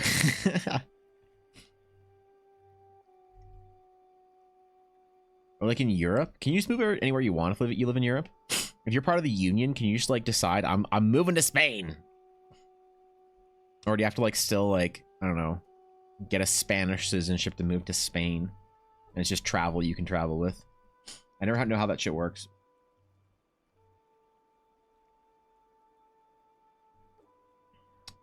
Unless you Brexit, yeah? Alright, well.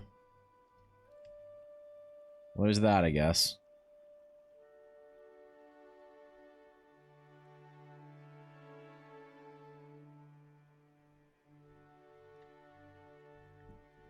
There is that.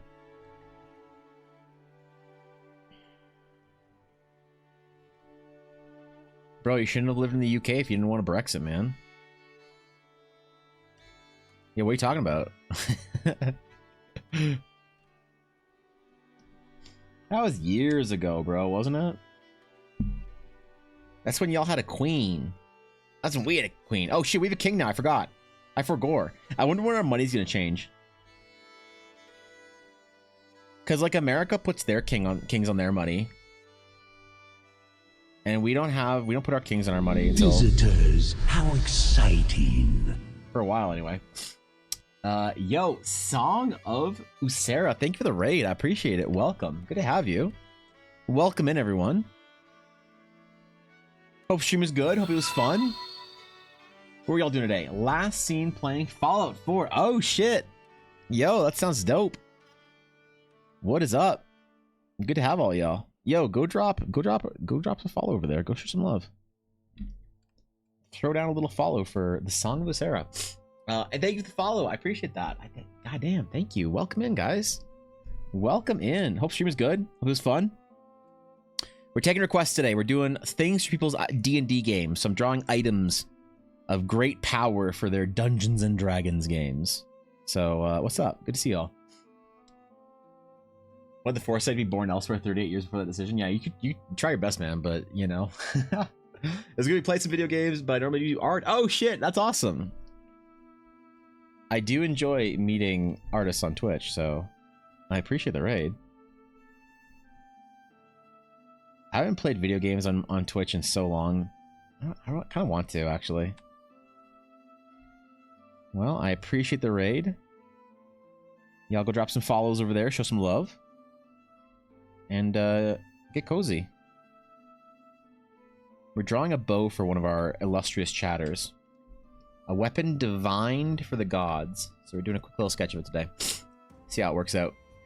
For a very discerning client. One who has the highest of standards of scuffed up mediocre art. So, the Pathfinder game going, but my 2.5 foot tall rat fold is hauling a skukrung. What the fuck is that? Hold on, let me see. I haven't played Pathfinder in a while. That's a big ass bow, dude. That's a real crossbow right there. That's a legit weapon. All right, sick. I don't draw crossbows all that often. No one requests them. I enjoy it though.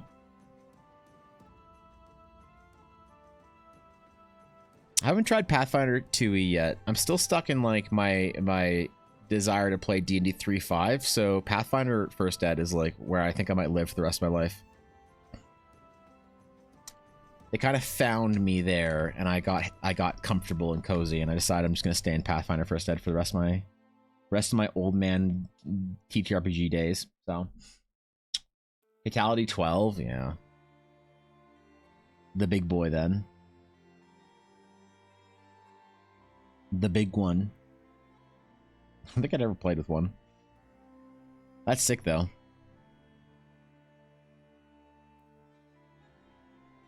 Alas, people like bows more. It's weird. I get asked to draw bows and a lot of guns for people's games, but hardly ever a crossbow. Wonder why. Maybe it's like if you're already using something with like a trigger and all that kind of stuff, it feels like you should just be using a rifle. And the natural inclination to not use a longbow is there. What's up, Bella? What'd you make? What is it? They're fresh? What are they? Kangulu? Am I gonna hate this? Bro, Ella made me a kiwi and a strawberry on a stick. That's gooey. What is it's water? Because it's on my keyboard now. I hope it's just water. Which one should I eat first? It's not just water.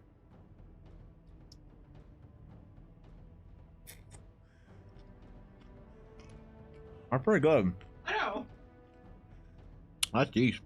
I wish it wasn't dripping on my fucking keyboard. Or you have to dip it in an ice bath, Oh, you should dip in an ice bath? That's good though. right? Bro. That's legit. TikTok TikTok? for the win. Oh god. At least something good comes out of it. Oh.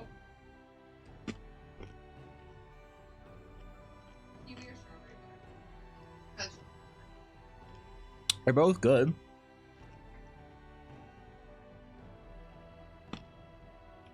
How you know? You don't get one. you got strawberry and kiwi. That's That was good. Thank you. Did you make more of that? Hmm? That was cool. I like that. That was good. Thank you. Bro. Damn. It's kind of hard to eat, though. Thank you, Azalea, for the tier 1. I appreciate it. 14 months? Holy shit. What's up, Azalea? Welcome back from your lurk. What's up, Poke? But isn't the hand crossbow the #1 recommended weapon for min-maxing rangers? You think at least some people would request one? I guess the min-maxers aren't in chat. They're just too busy playing Baldur's Gate to be on Twitch talking about D&D. Got a lurk. Thank you for the lurk and thank you for the raid. I appreciate it. Thank you. I will, if you don't mind, go stalk your Twitch page to see what kind of art you make, because I'm very curious. If it's okay with you, after stream. I'm gonna be weird and just go creep on your art and see what kind of cool stuff you make. I still like I need to ask permission first, you know? It's just weird if I just show up, you know? Pathfinder Newt Crossbow Ace for Rangers in 2nd Ed. Instead, it's a +2 circ damage. You get hide or take cover. So, I haven't played Pathfinder 2nd Edition yet. Is it worth it? Was that shit worth it? I have a ton of Pathfinder First Ed books. Probably 30. And I'm kind of resistant to the idea of buying any 2nd Ed books, you know? And the problem is I couldn't really tell you why either. I just don't want to spend more money on books, you know? And then all my books are irrelevant. It's like I've been through this game before. I've seen how this ended.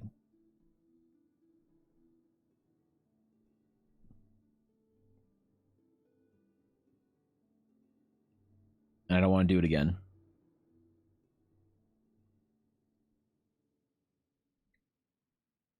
But maybe it's worth it. Maybe the rules have improved so much. Like, Pathfinder First Ed is so old now when you think about it.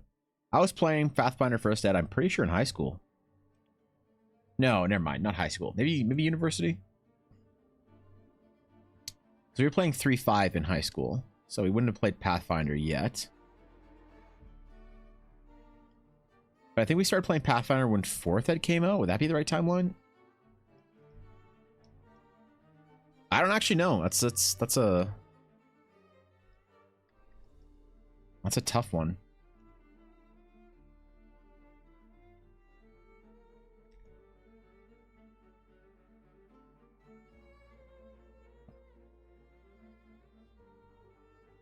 Okay, we're gonna do some extra layer shit here for this. It's gonna be kind of cool.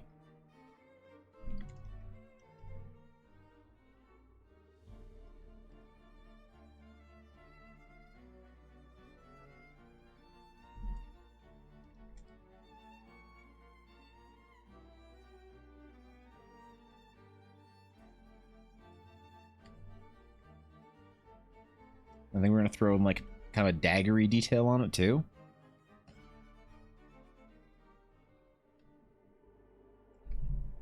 That design on a different layer again. It's okay. I won't be that lazy. I promise. Don't feel the difference between D&D or Pathfinder, honestly. That's fair.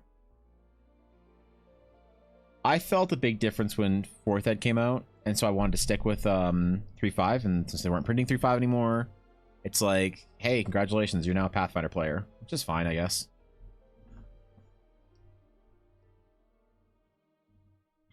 I don't really mind it. There was also really a lot of negative sentiment for Wizards of the Coast at the time. People were really mad about Wizards. So, you know, there was like a desire to move to a different game system.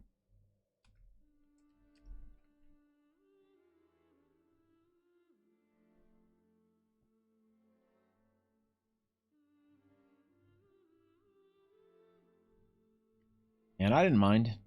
The books, like, I always thought that the Pathfinder books were a better value than the Wizards books. You got more. Like I think the like the PHB or whatever was the same price as the D&D PHB, but it also came with a substantial extra like section for DMing. I always thought that the Pathfinder books were like really good value.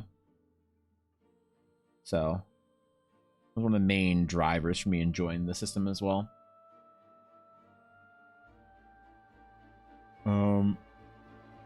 But yeah. I heard very mixed things about Second Ed. Weirdly, not like a ton of people that I've talked to never really played First Ed. So I haven't had many interactions with people who are First Ed players that played Second Ed. It's a lot of like D&D Andes going over to Pathfinder to try it out for Second Ed. I wonder if that's why they did it, actually, because a lot of the Pathfinder players like bought their books years ago and just aren't buying books now. Maybe that's what it is. Who knows?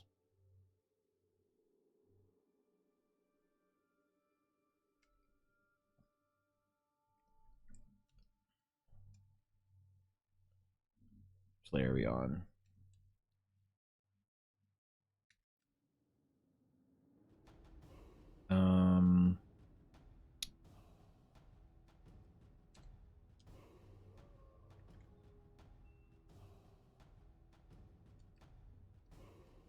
Okay, now we're gonna move this. So it is right here.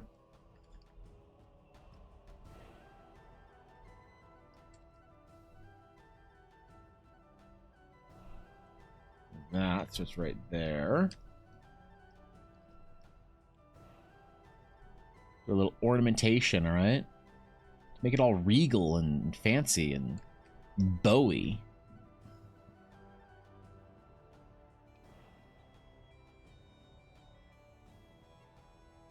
After all, it's one of the most important characteristics we can have for this bow.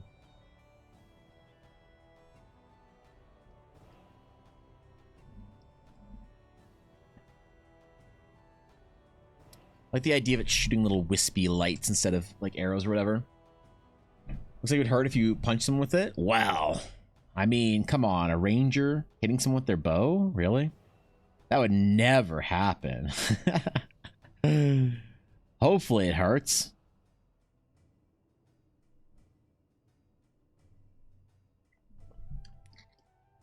God, I hope so anyway.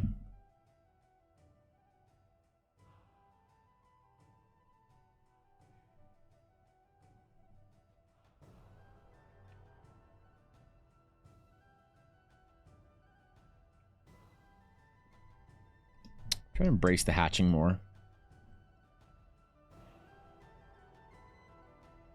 Takes a lot of the work off the painting phase, and it looks better in my opinion for this style.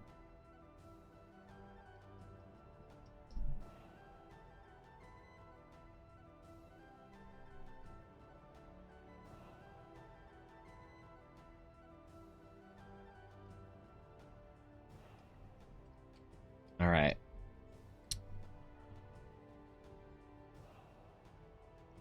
Now, we want to do our little drawstring. I want to make it some, like, just made out of silvery light. So I have a very clear idea for what we're going to do for our color palette here. So, we'll try some shit out, alright?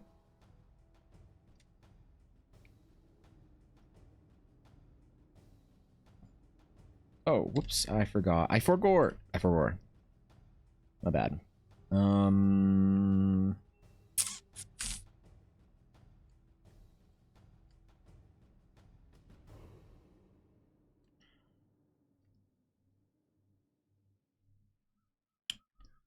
Yeah, wait. All right. I'm gonna do one thing real quick first. One of the most important features of this. How could I forget?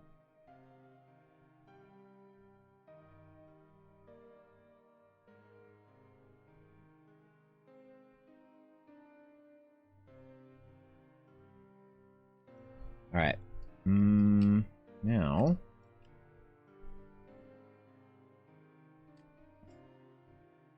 To line it up, all right? I'm gonna line them up. So.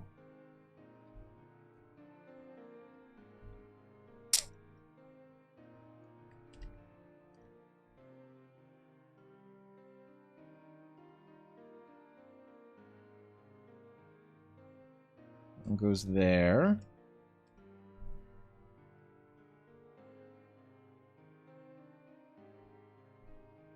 One goes there.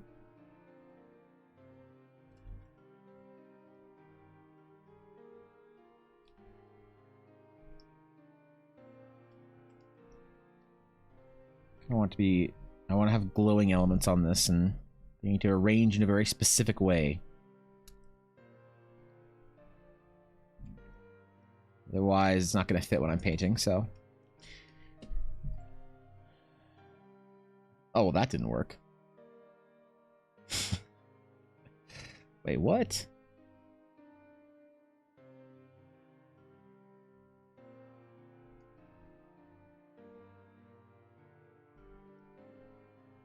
Alright, whatever.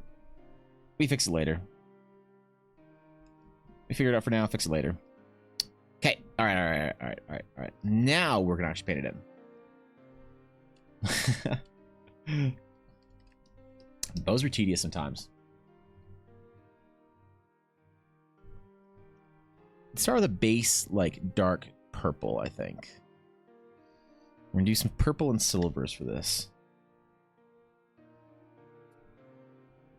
A little less saturated. Probably a little line work we have to go darker on. Yeah. No. We're good. We're good. Okay. Purples, silvers. We figured out.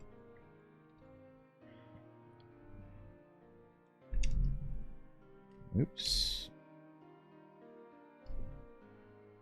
And I swear to God, I'm not just making a Twilight Elf thing for Ashasari. I swear, man. You gotta believe me. Choose boom boxes? Okay, nice. Good. Thank God something does, I guess. Suppose I get a feast where my rat folk can use his crossbow as a shield. I mean...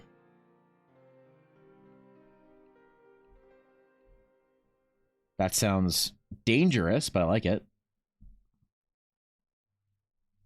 I haven't played a rat folk ever, I don't think. I don't really use them as NPCs. That's not true. I used one Nizumi when we were playing our Kamigawa D&D game with the D&D 3.5 treasure book Oriental Adventures, which was a fantastic book that Watsi made years ago that introduced the samurai and ninja classes and shit like that. Bunch of new races, rat folk, oni. It was a good book. Good book, good time. Did get shurikens thrown at me and my character killed by Ella. So, there is that, I suppose. Every cool D&D story comes with a terrible, terrible accident in an encounter immediately after. But I do it, but the design does give me Nightingale vibes. I'm trying, bro. I'm trying. Want to make a rat folk for 5e based on the Skaven? You nerd. Keep your Skaven out of my D&D game. What do you mean you want Skaven? God. Fucking 40k nerds. God, 40k would be so much better if everyone wasn't so British. Had someone say that when I was working the game store. Like, yeah, I like 40k, but I like War Machine more. I'm like, oh yeah, you just like the vibes or the system? No, it's just not as British. I'm like, okay. Fair, I guess, I suppose. A weird complaint, but like, I understand. Like, at the very least, I sympathize. Maybe, I don't know.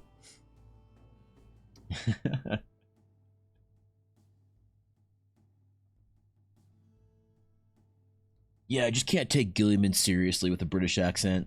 He should be American. I'm like, true. Jeez, holy shit, true. Also not cool, bro, but true. Like, just because you're right doesn't mean you have to say it.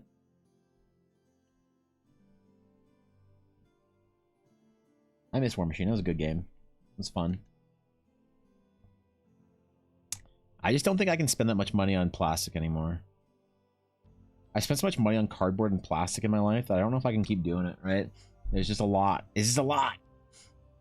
I'll have the Great Horned one. Uh-oh, which one is that? Which Great Horned one is it this week?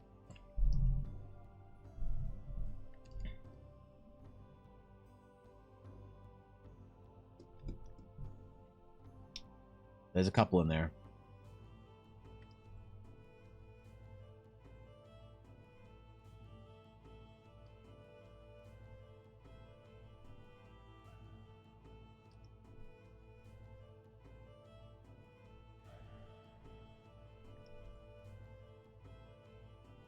Depends on the day, I suppose.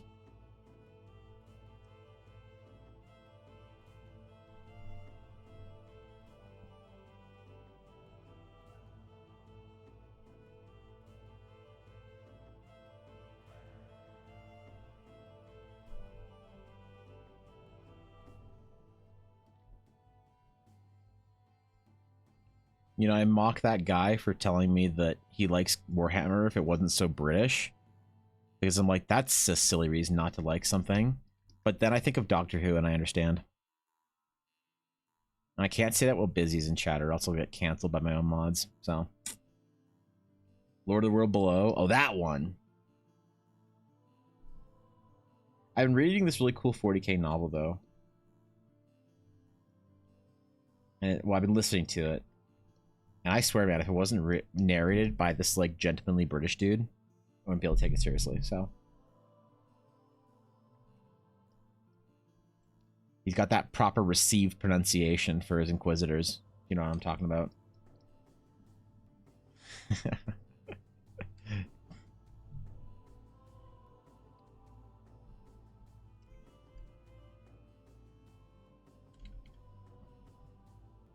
Ooh, wrong silver. Wrong silver. There we go. Get the correct silver in there. And then we'll dodge the ever-living shit out of it. Don't worry about it.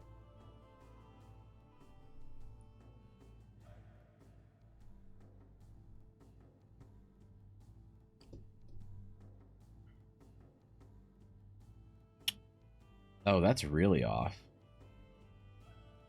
Oh, okay, whatever.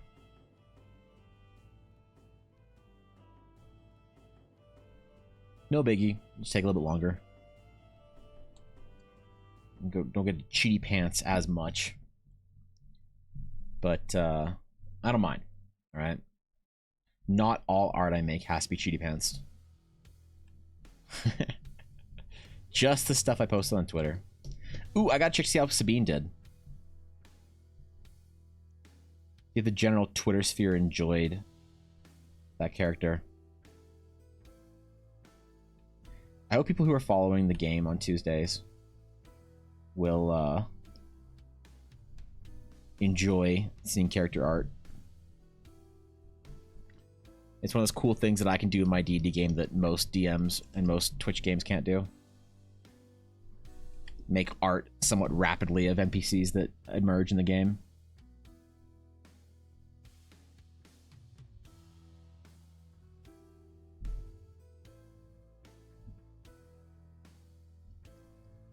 Whether that's a benefit or not, I don't know.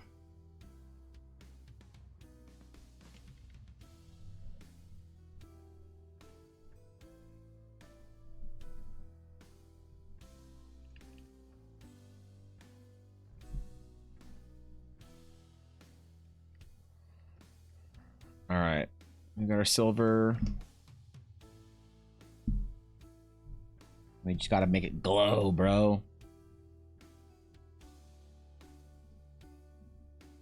The glow effect is going to be pretty important on this.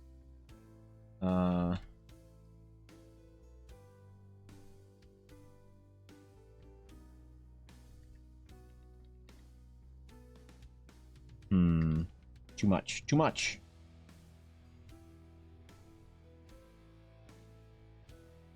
There we go.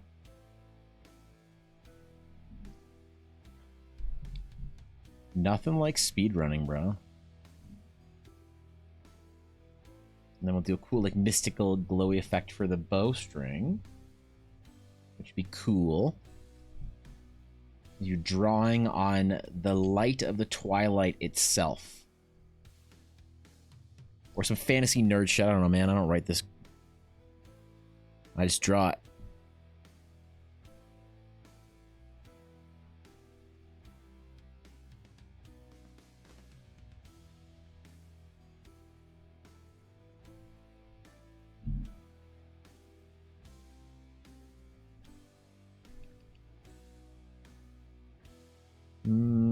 Too orange.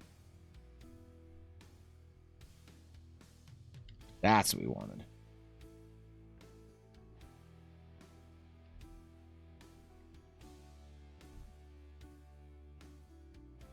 I could give it a bunch of strings for playing the bardic bow from Final Fantasy.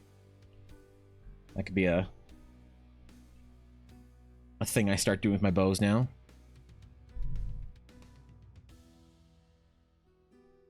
I thought that those designs from 14 were really good. Makes you want to, like, invent a new class or whatever that uses a bow. Every bow is a ranger. Every bow user is a ranger. There's never any cool new bow using classes. But of course, if I do that, everyone will expect like an astral bow user for Eldara, which is a bit much.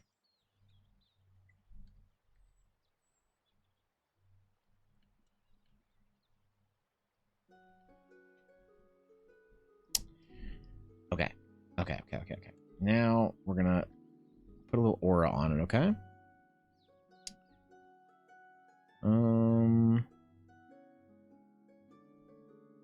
Yes.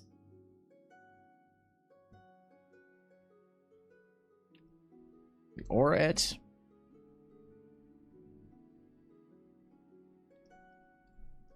They put little star specks all over it.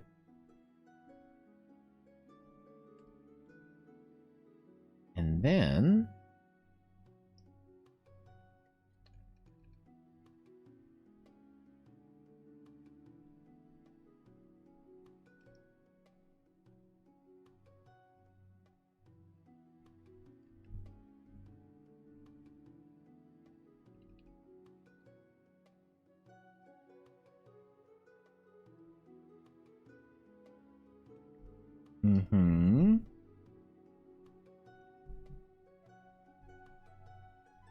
it's like a little wispy constellation. Kind of fluttering off it all the time.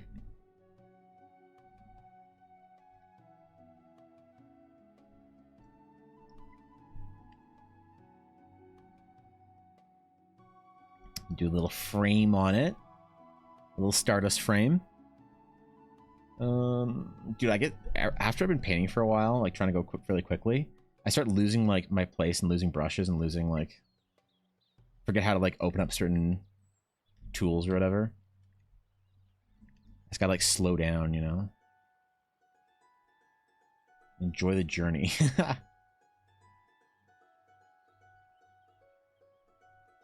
But Fridays are about speed and efficiency. So we don't got time for that shit.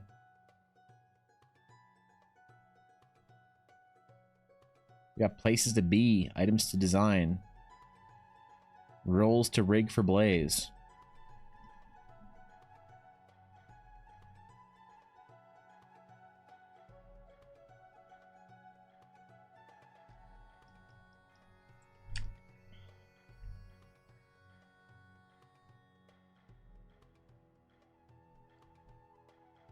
Okay. Now we have to name it. To which, let me refresh my logs. It was called The Nightingale. Death's Lullaby. Oh, I don't know if we can fit. We can probably fit it all in.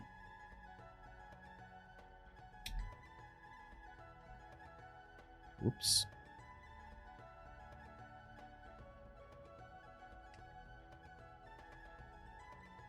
Here's what we'll do. We'll make this bigger. The tag smaller, so it kind of all fits together.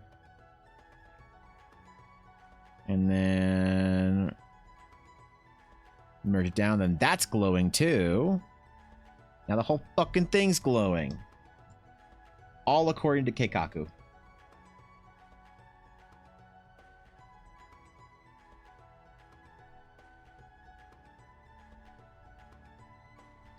Dude, I miss signing with this brush. Oh, shit. I miss this brush. What the fuck? I haven't used this brush in a while. God damn. It's amazing. I'm glad you like it, Sonia. Thank you for the idea. This was a pleasure to draw for you.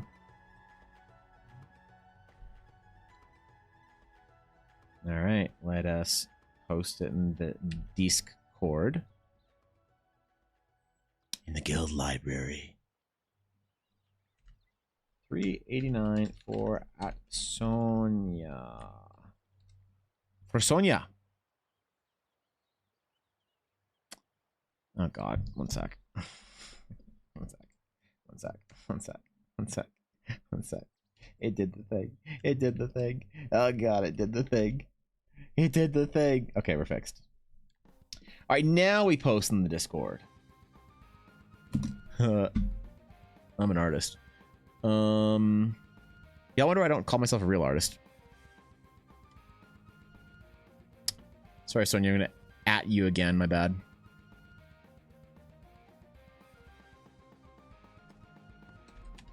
Three, 89, 4 at Sonia. There we go. Okay. I did the thing. All right, sick. That was fun. That was a good one. That was a good one, man. Nobody saw. I did is the problem. I knew it happened, bro. It was just like slow motion, man. It was slow motion. It happened in painful slow motion for me. So that was fun. That was a good one.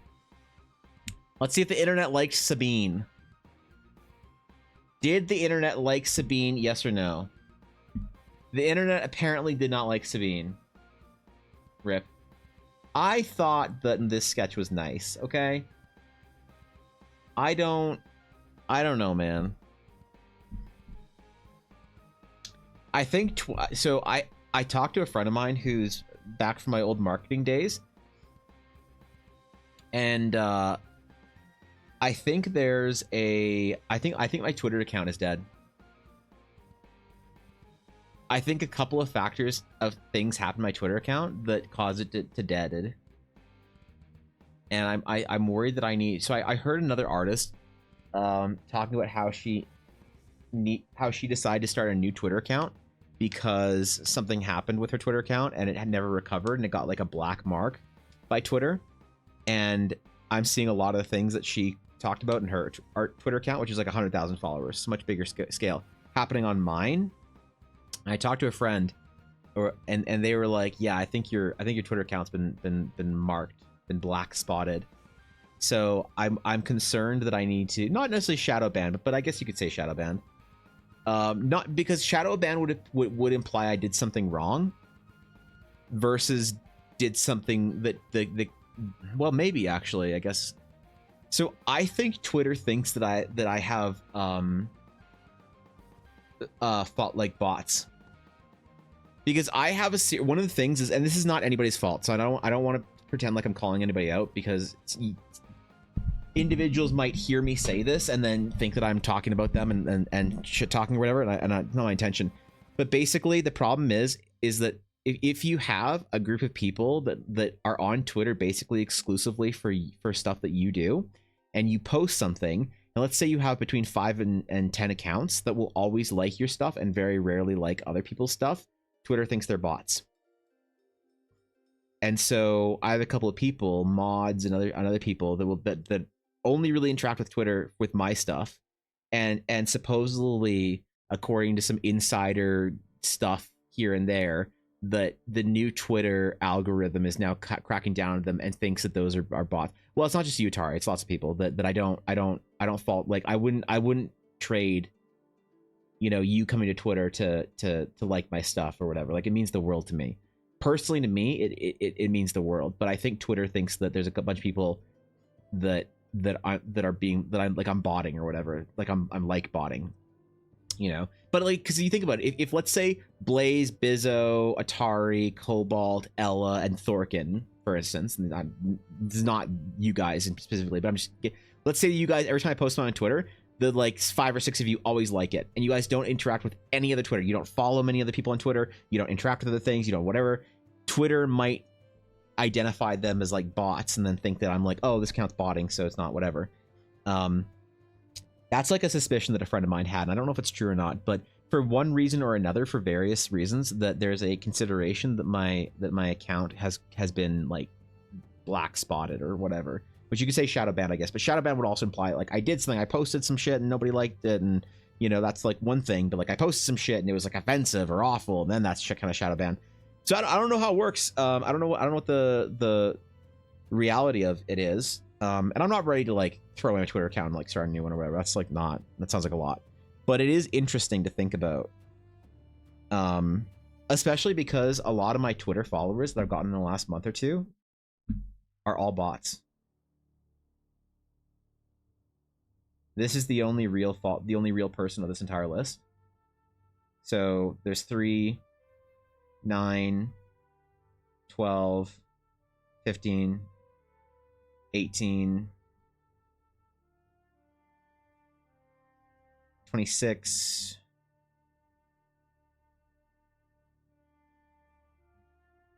38. So 38 of the last 40 followers I got were bots on Twitter. That's weird, right?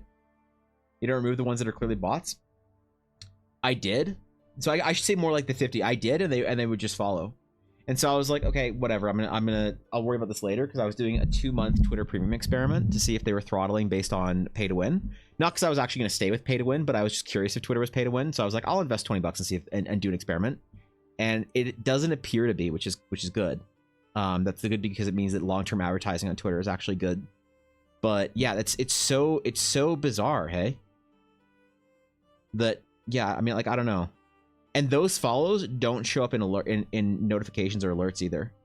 So they know that they're bots. Twitter is aware they're bots. Like, if I get followed by a person on Twitter that isn't a bot, it'll show up here. Not that I check my notifications all that often, but it's like, it's very interesting, right? I don't know. It's kind of bizarre. And so there's like, there were sort of 2 ideas that were pitched to me as far as what you can do about it, if you care about Twitter, which I care about Twitter because basically the Realms of Eldara Kickstarter can't happen until I have a bigger social media presence. So that's like 10K followers on pick a platform, and then you're probably ready to run a Kickstarter. Anything less than that, you're probably not going to get the reach you need, which, you know, if I'm going to work on the Realms of Eldara adventure more professionally, then like I need to be able to get reach for it. It needs to do well, or else I'll just have to take commissions instead for, like, you know, that half year instead of doing the adventure. So it is something that I've started thinking about recently, because I used to never give a shit about follows and shit like that. But the 2 ideas are either go scorched earth on your Twitter and just post whatever, whenever, just like whenever you feel like posting some bullshit, just post it. Post sketches, post whatever you want. Post 4 times a day. Who gives a fuck? You know, which everyone's always worried of, like, oh, people are not going to like that. They're going to unfollow me because I'm going to post too much, which does happen. Or try starting a new Twitter account from ground up. And I don't know. It's an interesting idea.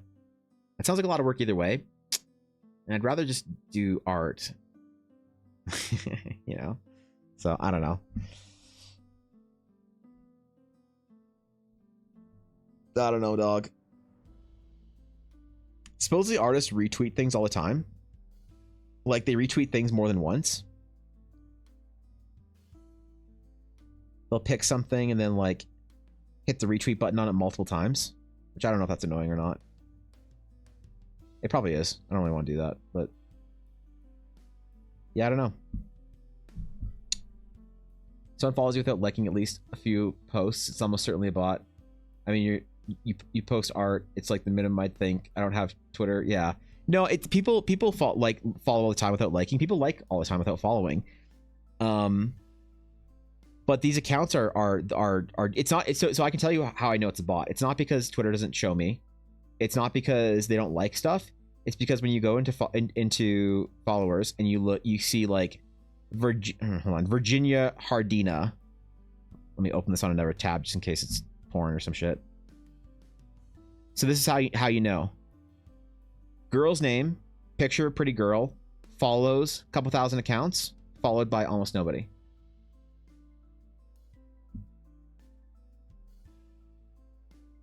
Miss Paige Therabach follows 4,400 people, followed by 35.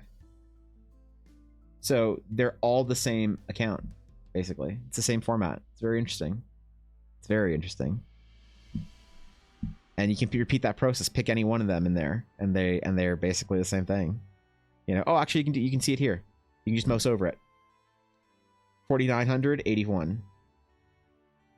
2,200, 18. 4,800, 65. You know. It's different. It's crazy, isn't it? You're facing the reality that sometimes art is actually work. There's like a business side to this thing. Well, yeah, I think that's a little... I get what you're saying, Atari, but I think that's a little unfair. I think I treat my art very much like work. I just try and be pretty flippant about it on stream, because talking about it like it's work upsets people sometimes, you know? Thank you, Sven, for the follow. I appreciate it. Because sometimes when you talk about your art as a business, some people... Corporate work? Oh, I see, yeah. People get a little put off by it because it's like, how dare you think this thing that everyone wants to do themselves is supposed to be work? It's like, okay, you know? So, you're not the biggest fan of Instagram, but if you were to cross-reference Twitter and Instagram, which is better? I did a 2-month challenge on Instagram where I posted every single day. Almost. I posted almost every single day on Instagram and gained 4 followers.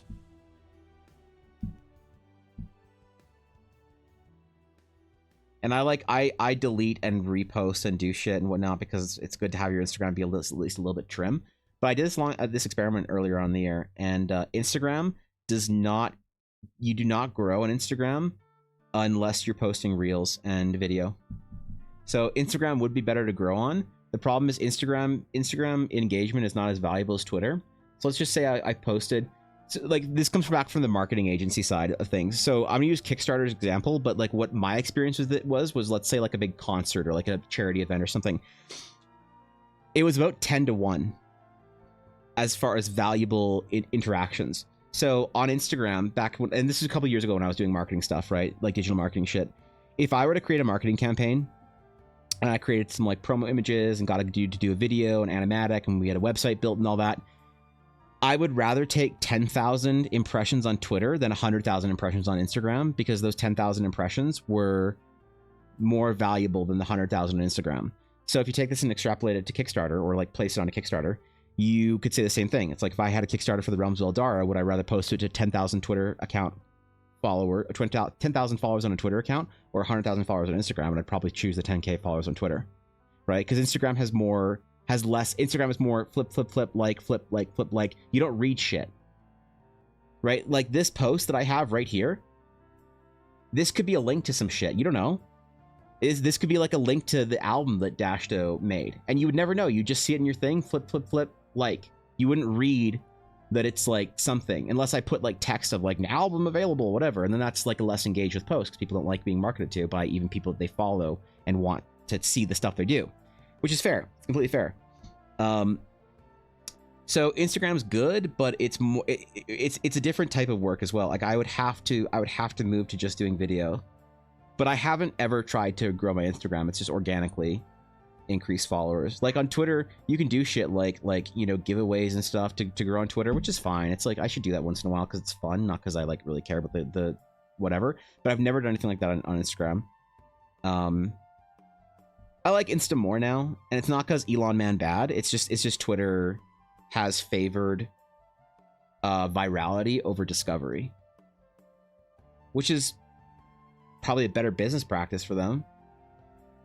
But it makes small accounts harder to grow like mine. So yeah, it's tough, man. Got to get video stuff. I got to start doing clips or something, or like video speed paints. Either way, get a person to edit all the VODs to make them some real time laughs. So I wanted to, and I actually hired an editor for a month last year, and she was fantastic, and she did some amazing videos.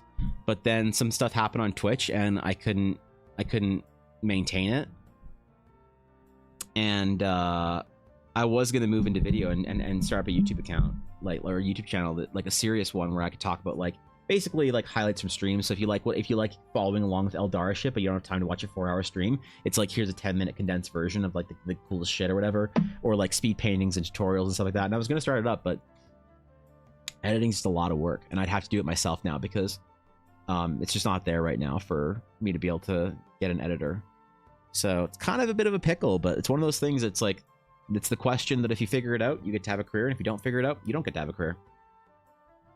You know, that's the way it is. So I'm up for the challenge, I think. But oh, it's stressful sometimes. It's stressful doing stuff for yourself and having to work on your own shit, and you know, always be worried if there's going to be food on the table that month. But I think it's worth it, you know, because I was on the other end of it too. I know what it was like to have a reliable income, but work for a job that was killing me, literally was gonna die doing that job. So no, I'm happy. I don't mean to like, I talk about this stuff because I think it's interesting. I'm trying to complain like, oh my god, streamer can't get followers on Twitter, what a pain. It's like, yeah, I get it.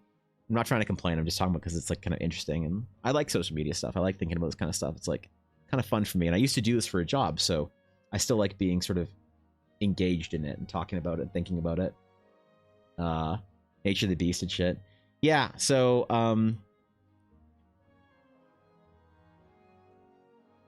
we'll be changing a couple things with stream coming up here. I think the plan is to finish a couple of commissions and a couple of projects that I have ongoing and offered to me right now. Message a couple people this weekend for that. And then spend some time grinding up to catch up on some stuff. And then this summer, I want to move into video on YouTube. So people don't have to watch a fucking 4-hour stream if they don't have time for that shit, but they're still interested in the project. Like, I have a lot of Twitch subs that don't watch me on Twitch that often, but they like what I'm doing. They like the project, and I'm deeply humbled and grateful to them. I have a much higher sub count than I should based on my view count. Much, much higher than anyone else that I know that's my size on Twitch, which I've shrunk a bunch since Twitch, like, shrunk and D&D shrunk and people went back to work and shit, and that's fine. I'm not mad about that. Thank you, Byron, for the 48 months, the 4 years, bro. Thanks for that, man. Thanks for sticking with me for 4 years, bro. For tier 3! God, you guys were wondering why he has a simp title in Discord. I present to you a tier 3.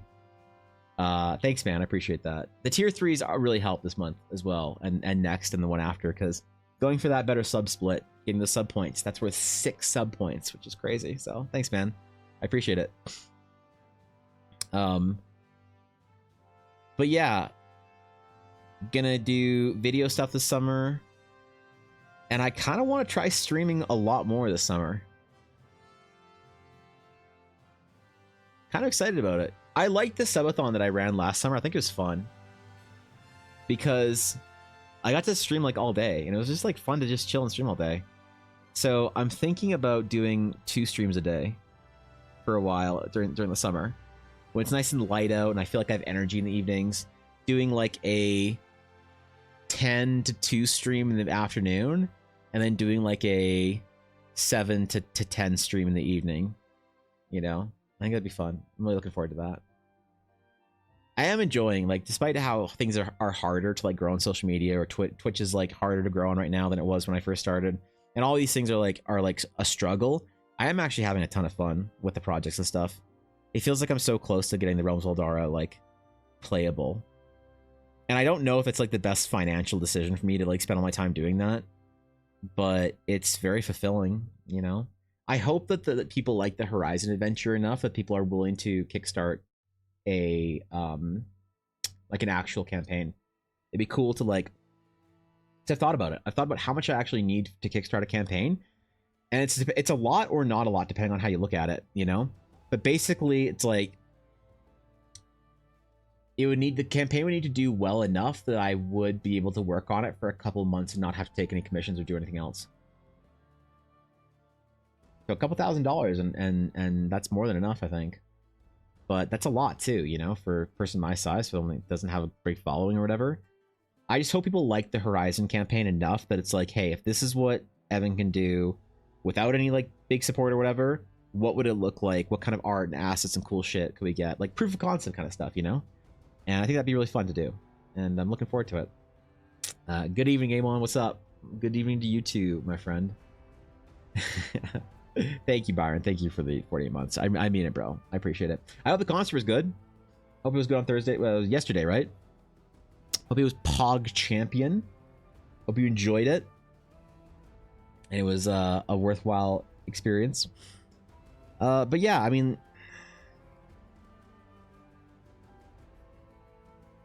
could just move into doing commissions a lot more and then use that to kind of kickstart the adventure. I would sync my Twitch channel if I did that, though. But maybe being underwater for a little while isn't so bad if you get a cool adventure out of it. I don't know, man. I'm just sort of blue sky dreaming, thinking about stuff, planning, whatever. That also assumes that nothing terrible goes wrong for this summer, which I don't think it will. It's gonna be a good year.